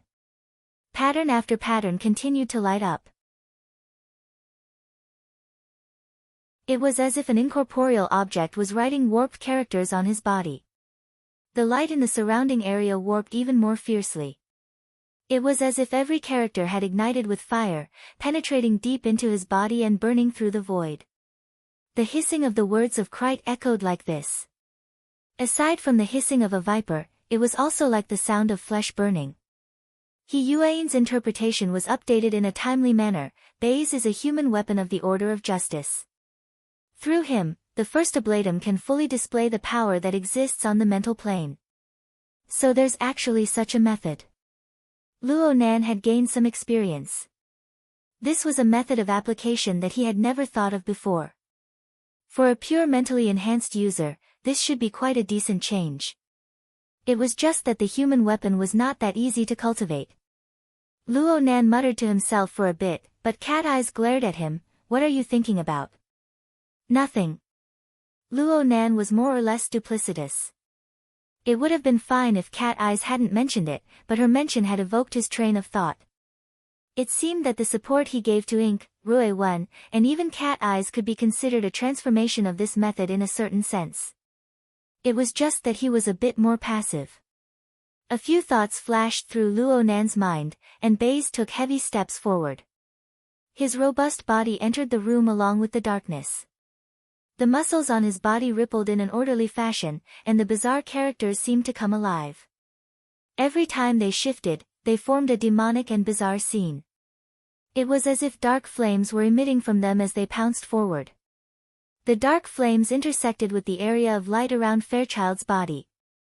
In an instant, black and white rays of light fused to form a distorted layer of ash. Baze raised his head, and his pupils were like burning coal. His mouth split open. Fairchild, the truth does not obey your imagination. A bizarre noise seeped out from Baze's voice. It was clearly an unsuccessful harmony. There was a bizarre existence that was speaking in sync with Baze. Fairchild's response to this was a single sentence. Scram! For the fastest and most accurate novel reading, please visit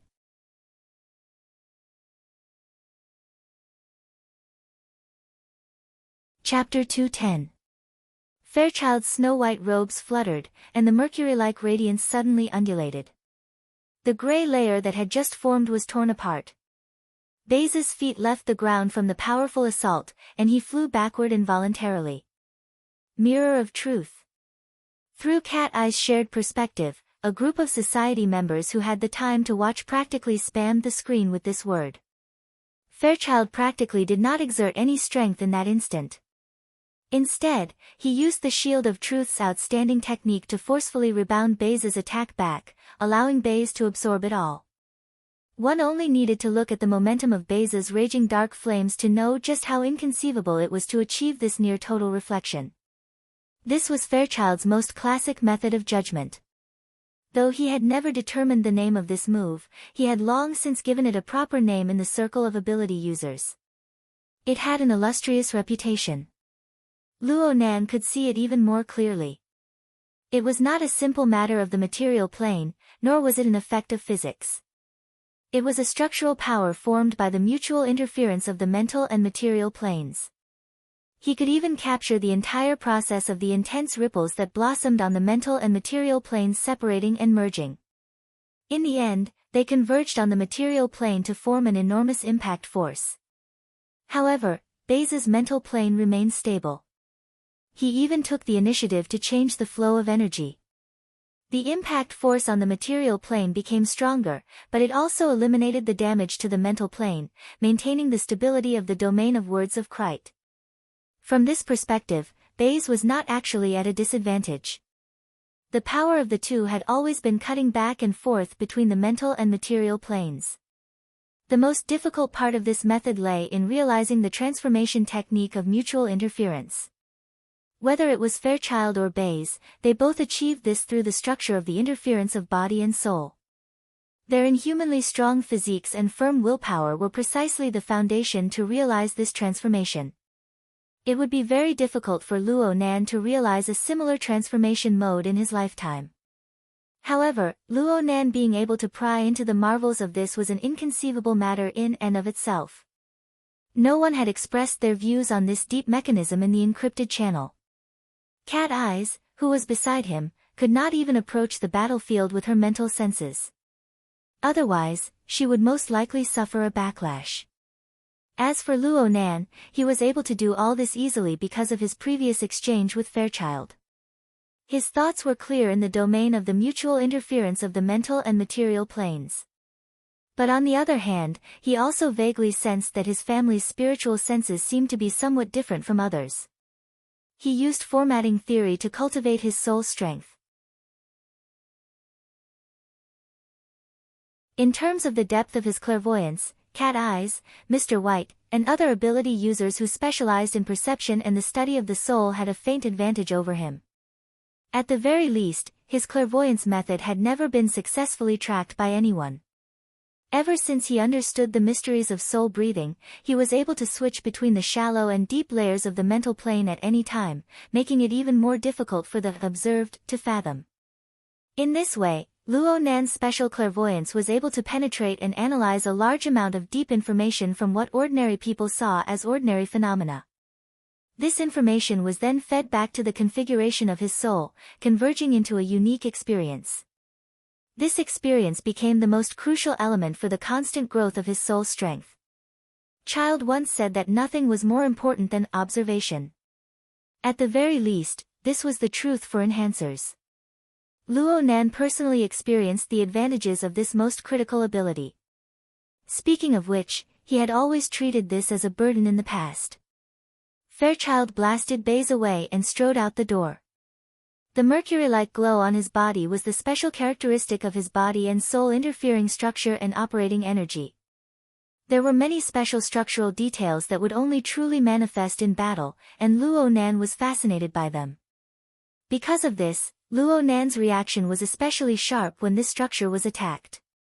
Fairchild had only walked 3 to 5 steps when he suddenly felt an omen of alarm. He shouted, "Careful!" This warning was not aimed at Fairchild. Fairchild knew very well where Fairchild's weaknesses were. Fairchild hoped to endlessly accumulate an advantage on the mental plane to destroy the structural transformation of Fairchild's shield of truth. However, Fairchild did not give Fairchild the chance. The area he controlled was as stable as a boulder. On the mental plane, only a little bit emerged from the water's surface. No matter how turbid waves surged, it remained majestically motionless. However, the words of Krite seemed to possess a technique that could extract power from the pain of the surrounding living beings. It could rapidly transform. When the words of Krite was fully activated, every living being in the surroundings could be considered its fulcrum. Luo Nan's warning was half a beat too late. The words of Krite hissed loudly just as Fairchild's voice fell. The distorted darkness in the room did not ease because of Fairchild's departure. Instead, it grew heavier. On the mental plane, the words of Krite rapidly spread and permeated, covering a large area. Cat Eyes let out a muffled groan. She released her mental senses out of habit. It was as if she had been bitten by a venomous snake. Her 5 senses and 6 senses all received an attack. The instant of pain was like pressing her head into a pool of venom. The pain made her body go limp.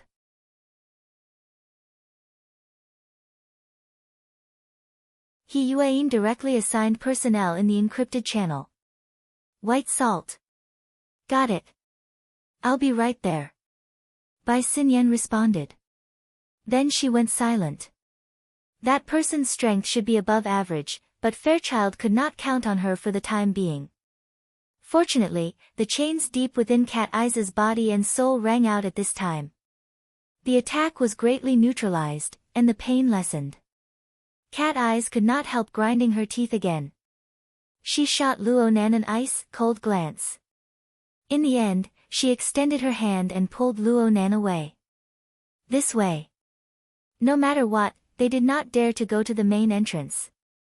Fortunately, the 2 firing points from before had pierced through the soundproof wall, giving them room to choose.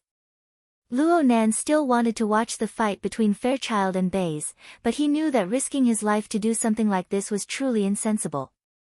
He glanced outside the door, but Fairchild's figure was already nowhere to be seen. The problem was, Luo Nan saw Xue Weiluan. Xue Weiluan had rushed to the main entrance. He grabbed the legs of a few unconscious special police officers and dragged them inside. Uncle Xue. You guys go first. Xue Weiluan could not abandon his subordinates and escape by himself no matter what.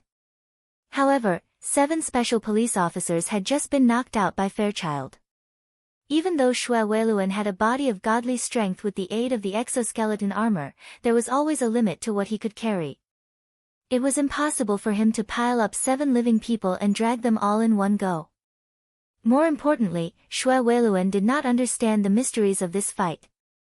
The influence of the words of Krite was constantly probing down from the mental plane. Cat Eyes had already suffered a loss, and it would soon affect ordinary people. Xue Weiluan's willpower was extremely strong among ordinary people, but there was still a large gap between him and an ability user. When the time came, he would suffer the same fate as his subordinates, perhaps even more miserable. Cat Eyes hissed and pressed down on her sore scalp. She was helpless against this situation.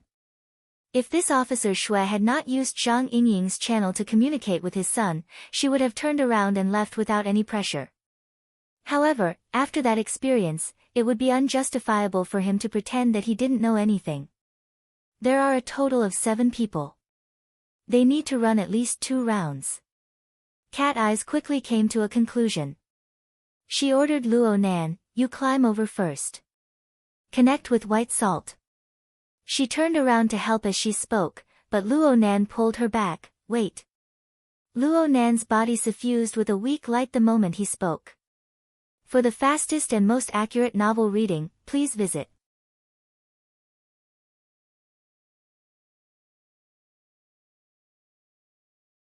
Chapter 211.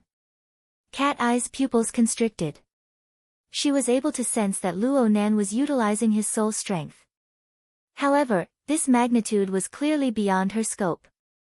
Before joining this operation, He Yueyin had emphasized to her that Luo Nan was currently undergoing treatment due to the serious imbalance between his body and soul. He couldn't utilize his abilities too much, or else his soul strength would cause serious damage to his nervous system. Luo Nan had already courted death once before. But back then, Luo Nan had been communicating with a crazy believer, causing people to overlook the risks involved. But this time, with the precision of Cat Eye's senses, she was able to sense that there were clearly some minute distortions and deformations in many areas of Luo Nan's nervous system. But what the hell was this light? If Cat Eyes saw it, then it meant that everyone else had seen it. Bai Xinyan, who was rushing over, let out a long sigh. "With such a willful patient, we doctors are quite troubled." He Yuein's stern and severe voice cut in. "Mr. Luo, please don't overuse your ability to avoid unexpected consequences." These words were quite serious. Cat Eyes received their warning and grabbed Luo Nan's shoulder, wanting to stop him. However, in the depths of his body and soul, the chains rattled. His entire body, from the inside to the outside, was trembling slightly, as if he had been electrocuted. His hands stiffened halfway, and in the end, he couldn't move at all. It was finally here. Cat Eye's heart throbbed. Soon after, her heart was filled with irritation. This was the problem she was most worried about after the operation at Limestone Water Village pub last week. Back then, she had collided with Luo Nan's drawing of the psychic diagram and suffered a backlash.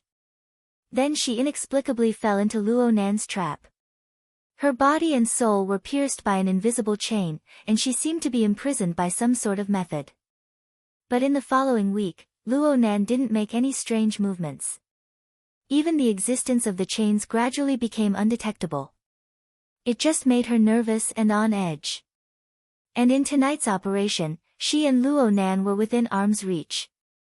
Luo Nan didn't make any excessive movements. Instead, he used the chains to help her get through several difficulties. Just when Cat Eyes nearly believed that she had misunderstood Luo Nan, the essence of Luo Nan's methods was exposed at this critical moment. Right now, she was just like a cat and dog with a chain on it. Its master didn't allow it to move, so it was strangled by the neck and tossed around with all its might. Cat Eyes glared at him with a murderous gaze. It was not an exaggeration at all. She wanted to pounce on Luo Nan in the next moment and bite his throat. As for using soul force, who cares? Just at this moment, Shui Weiluan's surprised voice rang out. Thanks to Cat Eye's long-range perception ability, she did not need to turn her head to see that each of the 7 special police officers had a set of diagrams materializing on their bodies. It was about the size of a fist. Judging from its shape, it was a tetrahedron with inscribed and circumscribed spheres. Right, it was Luo Nan's avatar that appeared in the encrypted channel. Cat Eyes was slightly startled. The raging flames in her heart paused for a moment. With just one look, one could tell that this phenomenon was caused by the interference of the spiritual plane with the material plane. According to the theory of the soul, the effectiveness of mutual interference in the mental and material planes was directly proportional to the order. In other words, the more orderly the external representation was, the more effective the soul power would be on the material plane, and the more effective its control would be.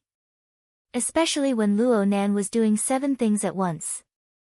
He presented 7 sets of diagrams at the same time. Even if each set of diagrams was the same, even if it was just for show. Before she could finish her thought, Cat Eyes sensed the bodies of the unconscious special police officers tremble. It was clear that they were showing signs of regaining consciousness. Cat Eyes finally could not hold back from turning her head. She stared with wide eyes. Xue Weiluan was pleasantly surprised. He finally realized the source of the change in the situation. He turned his head to look. Luo Nan took a deep breath. He did not make any obvious movements, but the 7 sets of diagrams fluctuated at the same time. Fine vibrations were produced on the mental and material planes. A low buzzing sound seemed to ring in Cat Eye's ears. In that instant, the words of Krite, which had been hissing in their ears all this time, became a bit fuzzy. They never recovered. Immediately, a special police officer let out an "ah," and instinctively sat up. Since there was one, there were 2 more. The special police officers on the ground sat up one by one and turned over. Although they were still confused, the miraculous aspect of this method of awakening their intelligence left Cat Eyes and Xue Weiluan dumbfounded. It wasn't just the 2 present. Zhang Yingying sent a single "ah" in the encrypted channel. She felt that it was impossible to describe her current mood. She simply tossed out a string of dumbfounded emojis and frantically spammed the screen. Ah ah ah. Did someone pass on strength to him this week?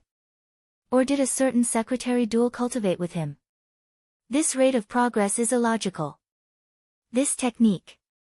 Before she could finish spamming the last message, she was silently muted by a certain secretary. However, Zhang Yingying's meaning was what the vast majority of people were thinking. Xue Weiluan was a bit better. In any case, he could use his expert abilities to explain things that he did not understand. However, the most painful part for the professionals of the society was that they could not understand things so simply. It must be known that it was always easier to destroy than to build. To instantly knock a conscious person into a comatose state and to instantly wake a comatose person, one was positive while the other was negative. To go from disorder to order, to go from high entropy to low entropy. The difficulty was incomparable. How in the world did Luo Nan do it?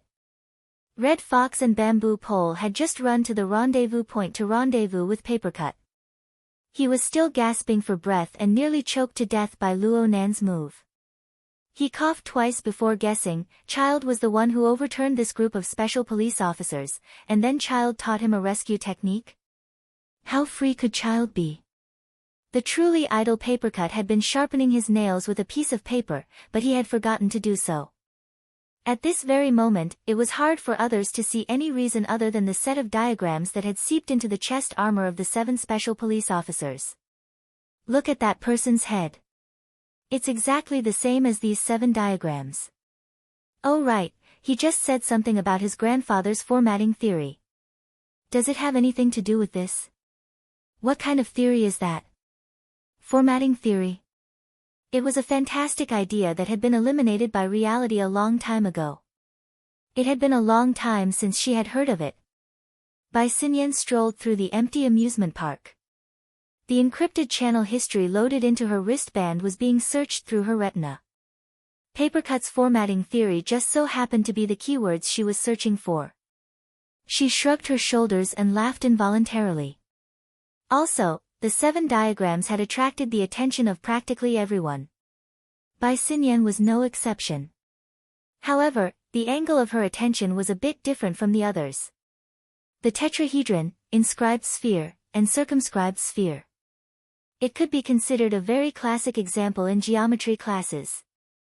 Its current performance was even more astonishing. However, Bai Xinyan had long since obtained the story of the tetrahedron from an internal report. That scene was much more exciting than its current situation. Soon, Bai Xinyan was able to connect the information she had just obtained with the information she previously knew. Luo Nan, the scout. Oh, he seems to be a psychic. Before they self-destruct, the Luo family found new value in the theory that had been eliminated. Bai Xinyan blinked her eyes, cutting off the information that was constantly refreshing on her retina. She stuffed her hands into the pockets of her windbreaker, pursed her lips, and walked forward at a moderate pace. Looking at Luo Nan's situation, he is only a step away from his final destruction. Oh, isn't this a bit too wasteful? For the fastest and error-free novel reading, please visit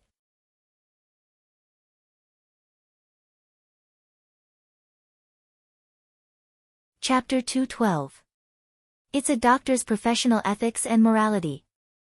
Bai Xinyan's lips curled into a mocking smile. She refused to let her train of thought continue. She had gained a lot today. What she needed to do now was to play a good role. The next moment, her attention was placed in the direction that a doctor should pay attention to. She watched the video from Cat Eye's shared perspective a few more times. Cat Eyes had been staring at Luo Nan for some time now.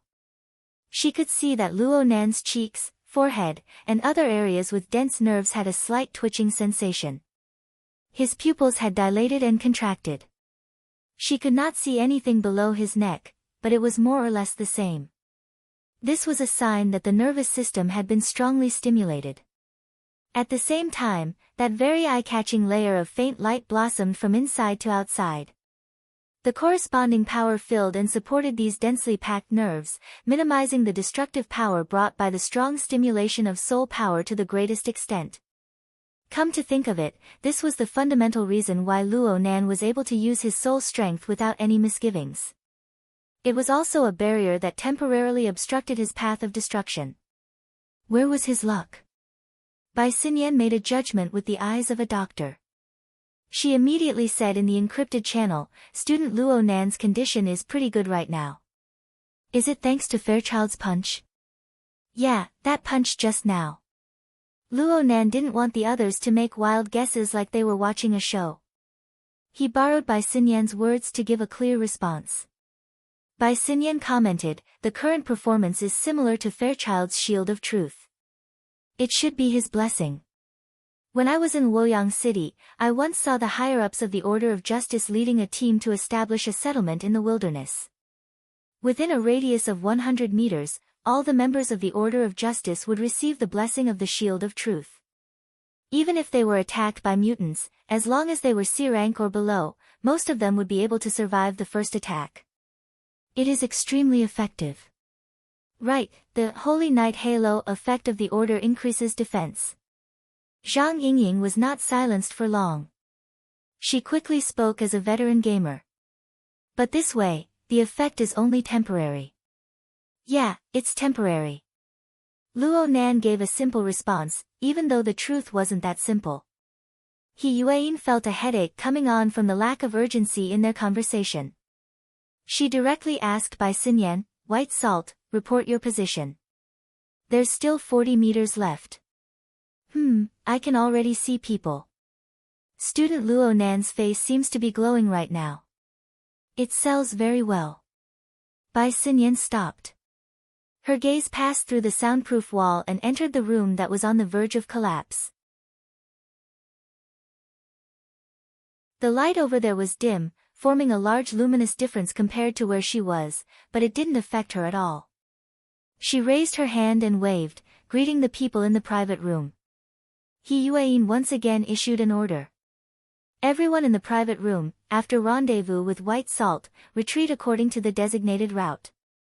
A clear evacuation route immediately appeared in the encrypted channel. At the same time, the route map was also displayed in Officer Shue's command data link. The latter was stunned for a moment, but he still sent the map to his subordinates and asked them to act according to the plan. "Quick, quick, quick." Bamboo Pole was the one urging him on. He continued to dutifully refresh information. "The sniper cannons at Yulan Hotel are about to finish calibrating. Their firing range covers all of Frost River reality. At that time, someone might be out of his mind and ignore Child. If the muzzle tilts up, we'll have to use a mop to collect your corpses. Get lost. I'm talking to you." Cat Eyes was in a terrible mood. She forcefully resisted the evil thought of tearing Luo Nan's throat to shreds. She fiercely pushed Luo Nan, indicating for him to retreat first. Luo Nan could more or less sense Cat Eye's mood. He didn't say much. He leaped over the broken soundproof wall in a few steps and arrived outside. He turned his head and looked inside. The special police under Shui Weiluan were well trained. They quickly discarded their meaningless confusion and followed the plan to cover the evacuation in an orderly manner. Their tactical movements were still standard, although they might not be effective. This is professional ethics. Bai Xinyan expressed her understanding of the special police's actions. Luo Nan's gaze flitted across the face of this carefree and casual beauty. He lowered his eyes and whispered, "Ms. Bai. Hello. Nice to meet you. I have some understanding of you, student Luo Nan." Bai Xinyan winked at him. She looked very cordial and easy to get along with. However, Luo Nan did not forget the 2-hour assignment at the Frost River waterway that she had arranged earlier. Not to mention the burner simulator that was closely related to it. Luo Nan was a bit wary of this beautiful lady. It was because of these thoughts that Luo Nan's gaze turned back and cut across the special police officers. The visualized diagram projected on the chest area of these people's exoskeleton armors had yet to dissipate. It must be said that Luo Nan's move was a bit too high profile. If this scene were to spread out, Yan Yongbo would have a rather unfavorable association with Luo Nan. Luo Nan also considered whether or not he should take back these diagrams. But at this time, a deafening rumble could be heard. The battle between Fairchild and Bays had entered an extremely intense state. The high-end immersion experience area of Frost River reality was rapidly turning into ruins. Fairchild still held an unshakable advantage on the material plane up until now. However, the range of effect of the words of Krite continued to expand. The special ability of the words of Krite to find fulcrums everywhere was too deceptive. Even Cat Eyes had fallen for it. Luo Nan thought for a bit. In the end, he did not take back his blessing. He even added one to Shui Weiluan as a precaution. Bai Xinyan observed with interest. Then she asked, "This move of yours is a bit like our family's old Bai's awakening phonetic interest.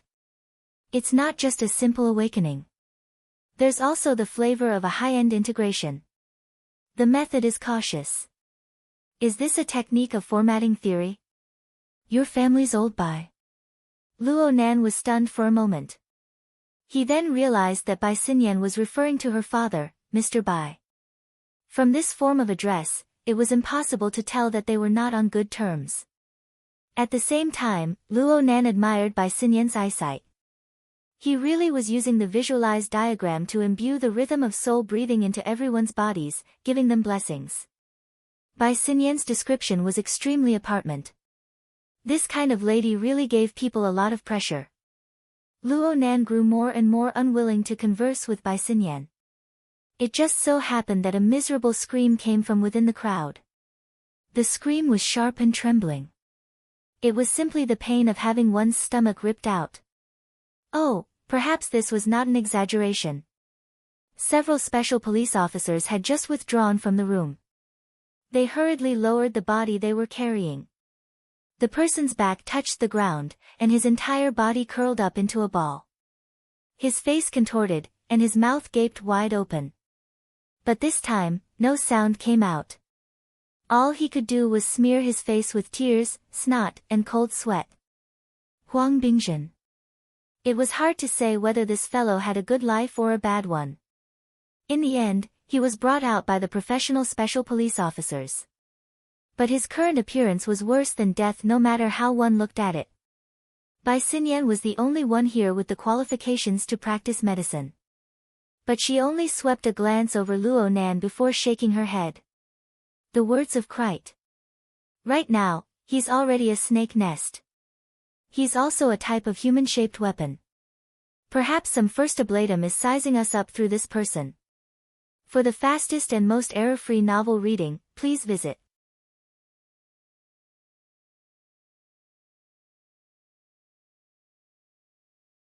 Chapter 213. The unbroken night rain seemed to have no intention of stopping. Instead, it seemed to be intensifying. Standing at the edge of the top floors of the tall buildings, one could see the fine curtains of rain and smoke, as well as the hazy lights of the city. They covered every visible area except for the top floors themselves. The top floors of the 3 buildings that supported Frost River reality were still wet, but there was no rain falling from above. There was an invisible barrier that separated the top floors of the 3 tall buildings from the autumn rainy night of Xia City. This scene only lasted for about 20 minutes. At this time, there were more than 10 people bustling about on each floor. Some were moving equipment, and some were drawing diagrams on the ground. They shuttled back and forth, and it was full of the feeling of haste. And Wang did not care what the people behind him were doing. He just stood quietly at the edge of the tall building. His skinny and short body was wrapped in a ceremonial robe that did not fit his body. He stood at the top of a tall building that was nearly 1,000 meters tall. He let the wind blow and he looked as if he could be blown off at any time. In reality, he stood very steadily. The shadow of his hood covered his face, but a faint light still seeped through his turbid pupils. The light reflected off the triangular flat roof of the building below, and the red and blue lights of police cars dotted all 4 sides. It was a dazzling sight. Under the chaotic lights, the tide of people endlessly surged out from many emergency passageways and spread out in all directions. They followed the foolish swarming effect and gathered at the outer perimeter. They were like a colony of ants separated by water. They swarmed endlessly. On every floor of the 3 tall buildings, there were large numbers of people sticking to the glass walls of the buildings. They were using all sorts of recording devices and were in spectator mode. They magnified the emotions of panic, fear, and excitement. They turned into turbid clouds that were hard to see and blended into the autumn rainy night. And Wang's drooping eyelids nearly covered both of his eyes, but in reality, he was watching the roiling miasma with great interest. He savored the various subtleties within. Let alone a few minutes, he would not get tired even if he watched for an entire night.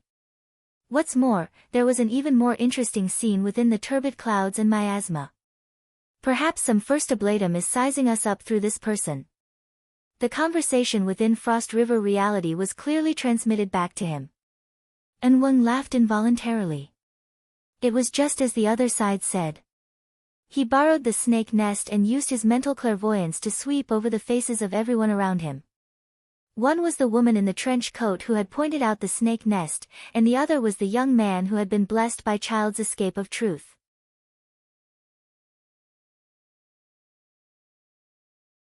They're all extraordinary people. His mouth moved slightly as he evaluated. The lady in the trench coat had good eyesight and knowledge, and the depth of her abilities was hard to fathom. The psychic waves projected by the snake nest were actually unfathomable. She was at least a B-rank combatant. As for that young man, before he could finish his thought, the scene displayed by the snake nest's psychic wave scan suddenly became blurry and distorted. Then, it completely collapsed. It was obvious that the snake nest he had just built had been destroyed. And Wang was slightly startled. Following which, his shriveled lips slightly parted, revealing a gap that was like a black hole. It could be considered a smile. Interfering with the operation of the words of Krite, not yielding an inch. Your soul power is impressive, and your spirit is full of vigor. Very good, very good. Just as Wang was looking at the scenery and judging the people, there was a black-robed man standing on the landing pad in the middle of the 2 roofs that were a few hundred meters away from the building he was on. These 2 were also wearing the attire of first ablatums, but they did not dare to leave their positions to view the scenery like Wang. Instead, they were very solemnly arranging the people around them. Whether it was drawing on the spot or transporting equipment, they were all carefully arranged and compared. They could not afford to make the slightest mistake. However, as the arrangements gradually became more and more appropriate, the 2 first ablatums found it increasingly difficult to calm down. As experienced first ablatums of the order, they were both well versed in the relevant knowledge and knew Child inside out. Of course, they could determine the odds of success in the upcoming conflict. The 2 of them communicated through the air for a moment. Finally, they could not help but ask Wang for instructions in unison. They walked on the mental plane that his subordinates could not perceive. The one in charge of communication was first ablatum Zheng Xiao, whose position was just below Wang's. Wang, setting up the formation this way is fast, but it's ultimately a stopgap measure. It's too hasty, and it's hard to see full effect. According to our current estimates, the chances of us 3 first ablatums killing child, even with the coordination of the formation diagram, do not exceed 30%. This is too risky. Should we reconsider? And Wang did not immediately respond. He extended his 2 hands. His muscles and bones were exposed, and they were speckled with spots. They were filled with the smell of age and decay. They were even trembling slightly.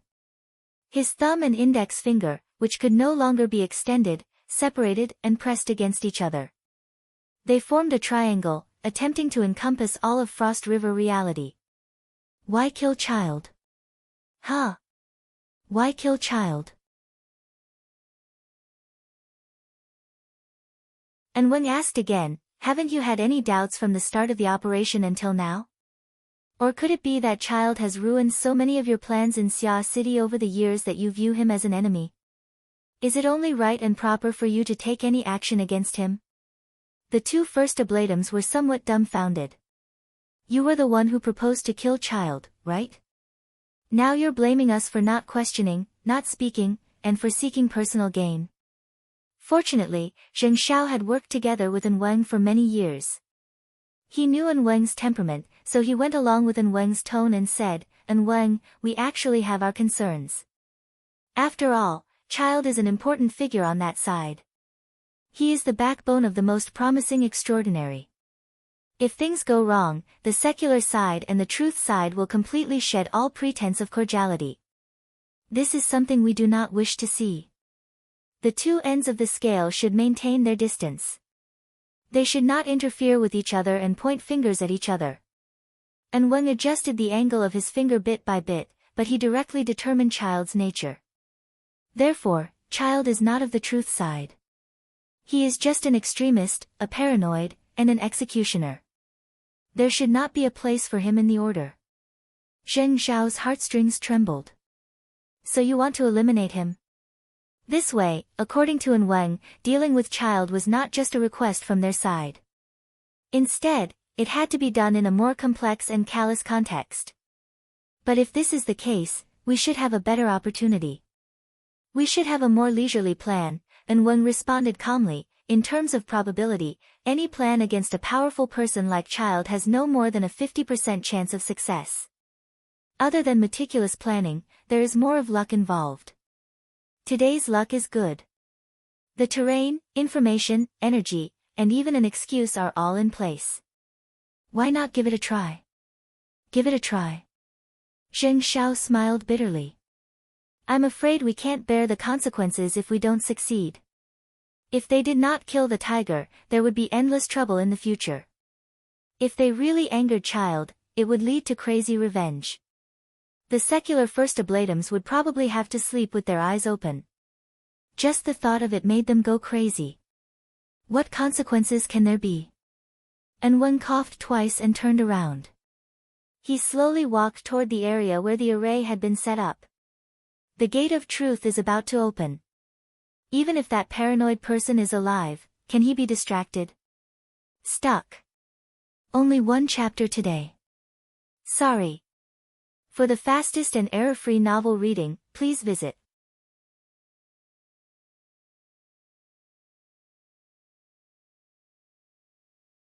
Chapter 214. Zheng Xiao was speechless for a moment. Only when An Wang was in position and the array diagrams on the 3 floors began to adjust and operate did Zheng Xiao come to his senses. Are you joking, An Wang? Currently, there was news circulating within the order that the gate of truth was about to open. It was said that one could see the true form of the holy relic, the scales of truth, through this mystical gate. They could unlock the highest authority and obtain supreme wisdom. As the first ablatum in charge of local missionary matters, Zheng Xiao knew very well that this was the product of some priests using the recent earthquake in Xia City as a guide to spread their religion. They borrowed a few words from the scriptures of the church and used them as inspiration. They fabricated this rumor, claiming that the location of the Gate of Truth was near Xia City. The earthquakes that had occurred for many days were the result of the holy relic constantly approaching the material world, causing interference. Every year, the priests of the secular side of the Order of Justice would come up with similar rumors to attract believers and expand the influence of the order. Zheng Xiao had long since grown accustomed to this sight. It just so happened that the Order of Justice had seized the lead in analyzing and utilizing the human-faced arachnid. They had made considerable progress in their research and were about to launch a new product of faith. Zheng Xiao wanted to ride on the momentum and did not place any restrictions on these rumors. How could An Weng believe such a groundless rumor? How could he tie up Fairchild's hands and feet? The old man's brain is muddled. Another first ablatum, An Qingli, sent a message through a private channel. Zheng Xiao did not go along with this. Although An Qingli's words were rude, he was An Weng's grandnephew. He usually put on an honest and upright face and relied on insulting his own elders to get along with others. God knows what his own family members were saying behind his back. Plus, Zheng Xiao did not believe that there was a problem with An Weng's brain at all. An Weng was a secret-bound first ablatum, but he was older than 99% of the Heartseer first ablatums. It was just that he was too old when he received the revelation of the holy relic. His fleshly body could not bear it, limiting his accomplishments. Even so, the various priests, first seats, and even the Lord Archiblatum had to address him as An Weng. Over time, they even forgot his real name. An Weng had never disgraced this respectful title. Perhaps this old man, who was over 100 years old, had an unbearably decrepit body, but his understanding of the situation and his thoughts were clear and deep. He far surpassed these clear-sworn first ablatums. At the very least, Zheng Xiao was ashamed of his inferiority. He could not help but think further. Was there some deeper meaning in An Weng's words? Zheng Xiao recalled the relevant records. According to the Holy Bible of the Church, the opening of the Gate of Truth was the beginning of the change of the world. Last time, it was the aberrations that swept across the globe, completely changing the Earth's ecology and breaking the shackles of humanity's potential, bringing a revelation to the human world. The next opening of the Gate of Truth would undoubtedly change the direction of the human world once again. As for whether it would be prosperity or destruction, the canon did not specify. No matter what direction it took, how earth-shattering was this?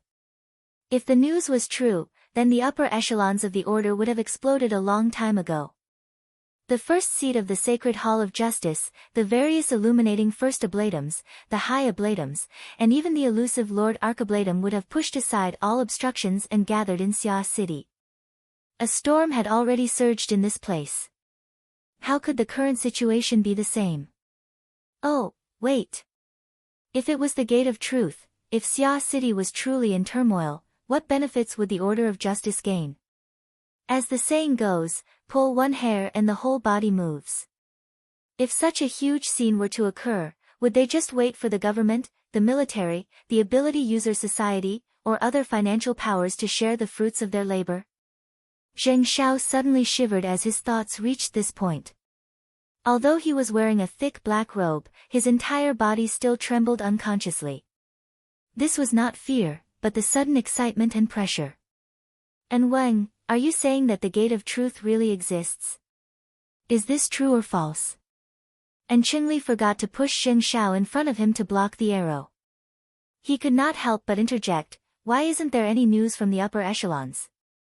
Even if there was news, it wouldn't be for people of your level to know. Zheng Xiao had always suspected that An Weng knew that his greatest strength was his self-awareness. That was why he transferred him over to form a team with An Qingli, a young first ablatum whose ambitions exceeded his abilities. However, even though An Qingli had 1,000 faults, his brain was not stupid. He immediately fired off a barrage of questions. An Weng, did the Lord Archiblatum have a sacred decree? If the Gate of Truth is truly about to open, do we have a grasp on the time and place? Could today's matter be just a reason? Yes, could it be just a reason? Zheng Xiao was a bit uncertain for a time. If it really was what they meant by repairing the plank road in the open but crossing the Tsang road in the dark, they could borrow the conflict and internal strife between them and Fairchild to allow the secular side and the truth side of the order to converge in Xia City in large numbers, forming an absolute advantage. Then what were their current arrangements? Sometimes, Enchengli was truly the best partner, especially when his brain was burning. He seized the opportunity to voice out Zheng Zhao's doubts. If it really is like this, then we've all become the stage set. If Fairchild really is someone who can coordinate with us, then what credibility does this reason have? And Wang had only answered one question, but he had clarified many matters. Zheng Zhao and Enchengli were both silent. They needed time to digest everything. The night rain grew heavier and heavier. Even the rooftops, which were shielded from the rain, could still hear the sound of falling raindrops. And Wang did not give the two too much time to think. Soon, the mental domains of the two shuddered.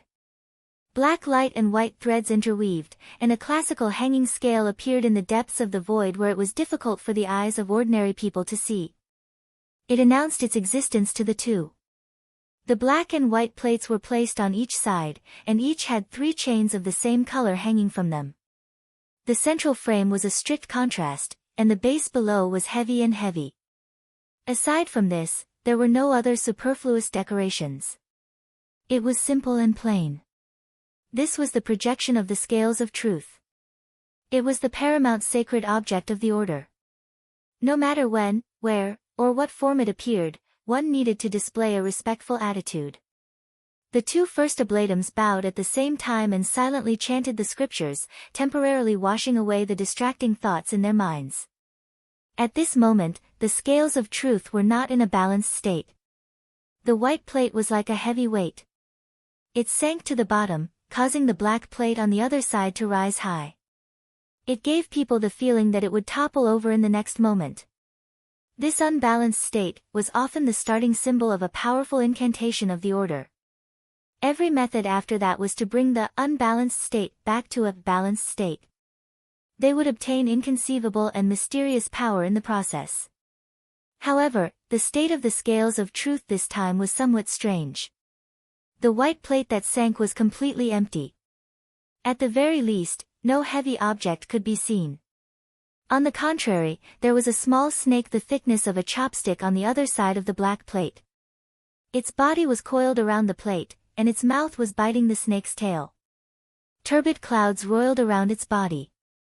This little snake biting its own tail was the materialization of the words of Christ.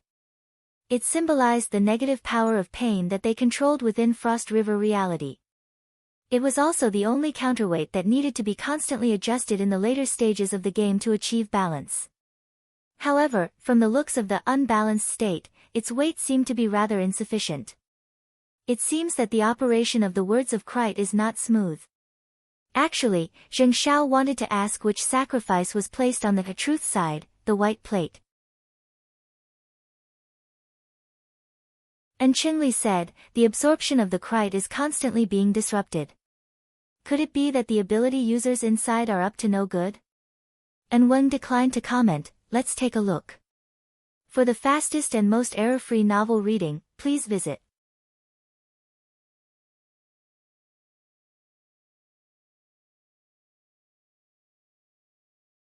Chapter 215. And Wang gave the order. Whether it was Zheng Zhao or Enchengli, both of them had to instantly gather their thoughts and take their respective positions. At this time, the equipment on the roofs of the 3 buildings had already been installed and turned on at the same time. The one that occupied the core function was a special, 3D projector. In an instant, 5 colored rays of light shot out, interweaving into countless layers of ever-changing structures. The complex array diagram that would normally take several hours to arrange was presented in the form of a projection. These scattered rays of light had all been specially processed to carry a certain amount of energy. If an ordinary person was exposed to this light, they would have been burned on the spot.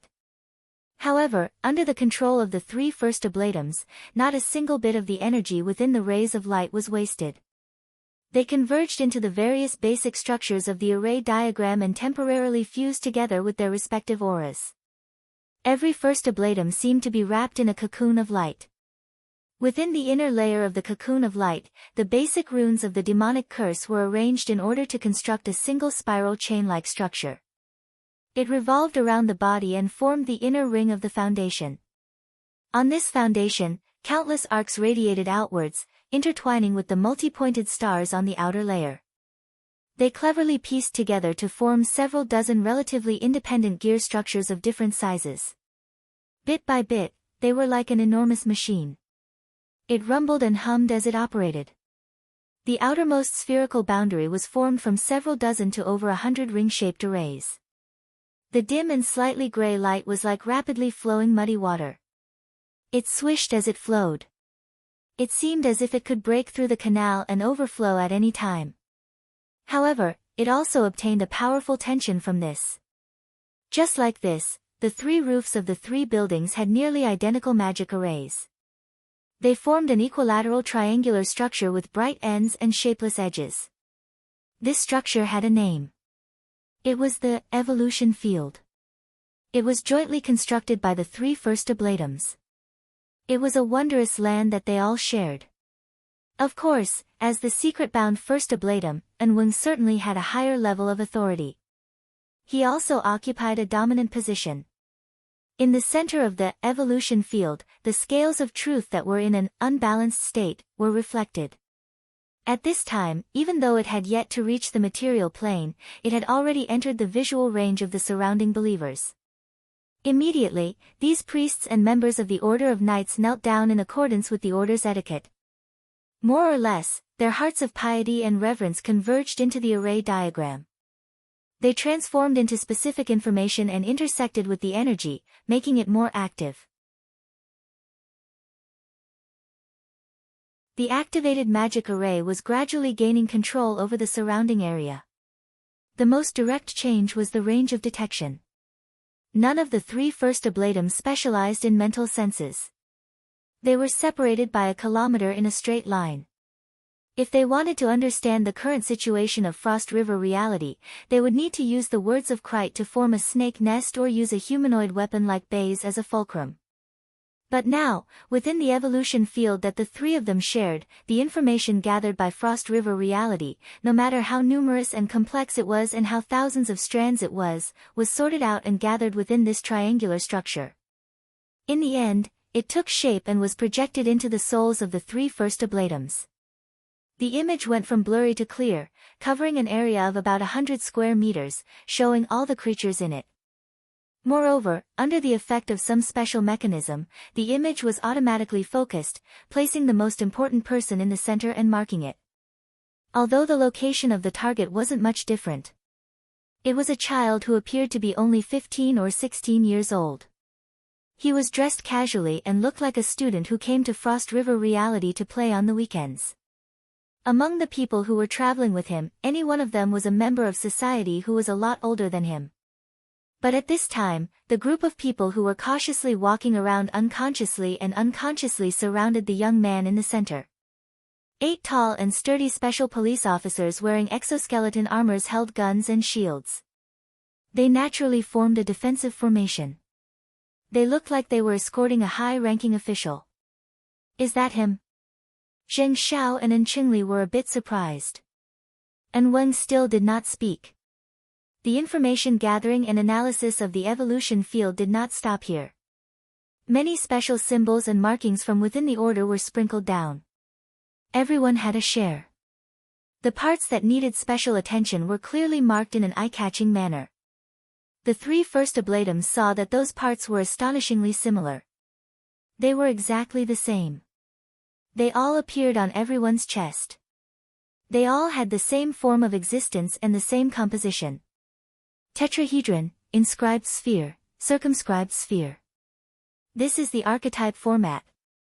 As a qualified clearsworn first ablatum, An Qingli had an understanding of the extraordinary theories of the various powers.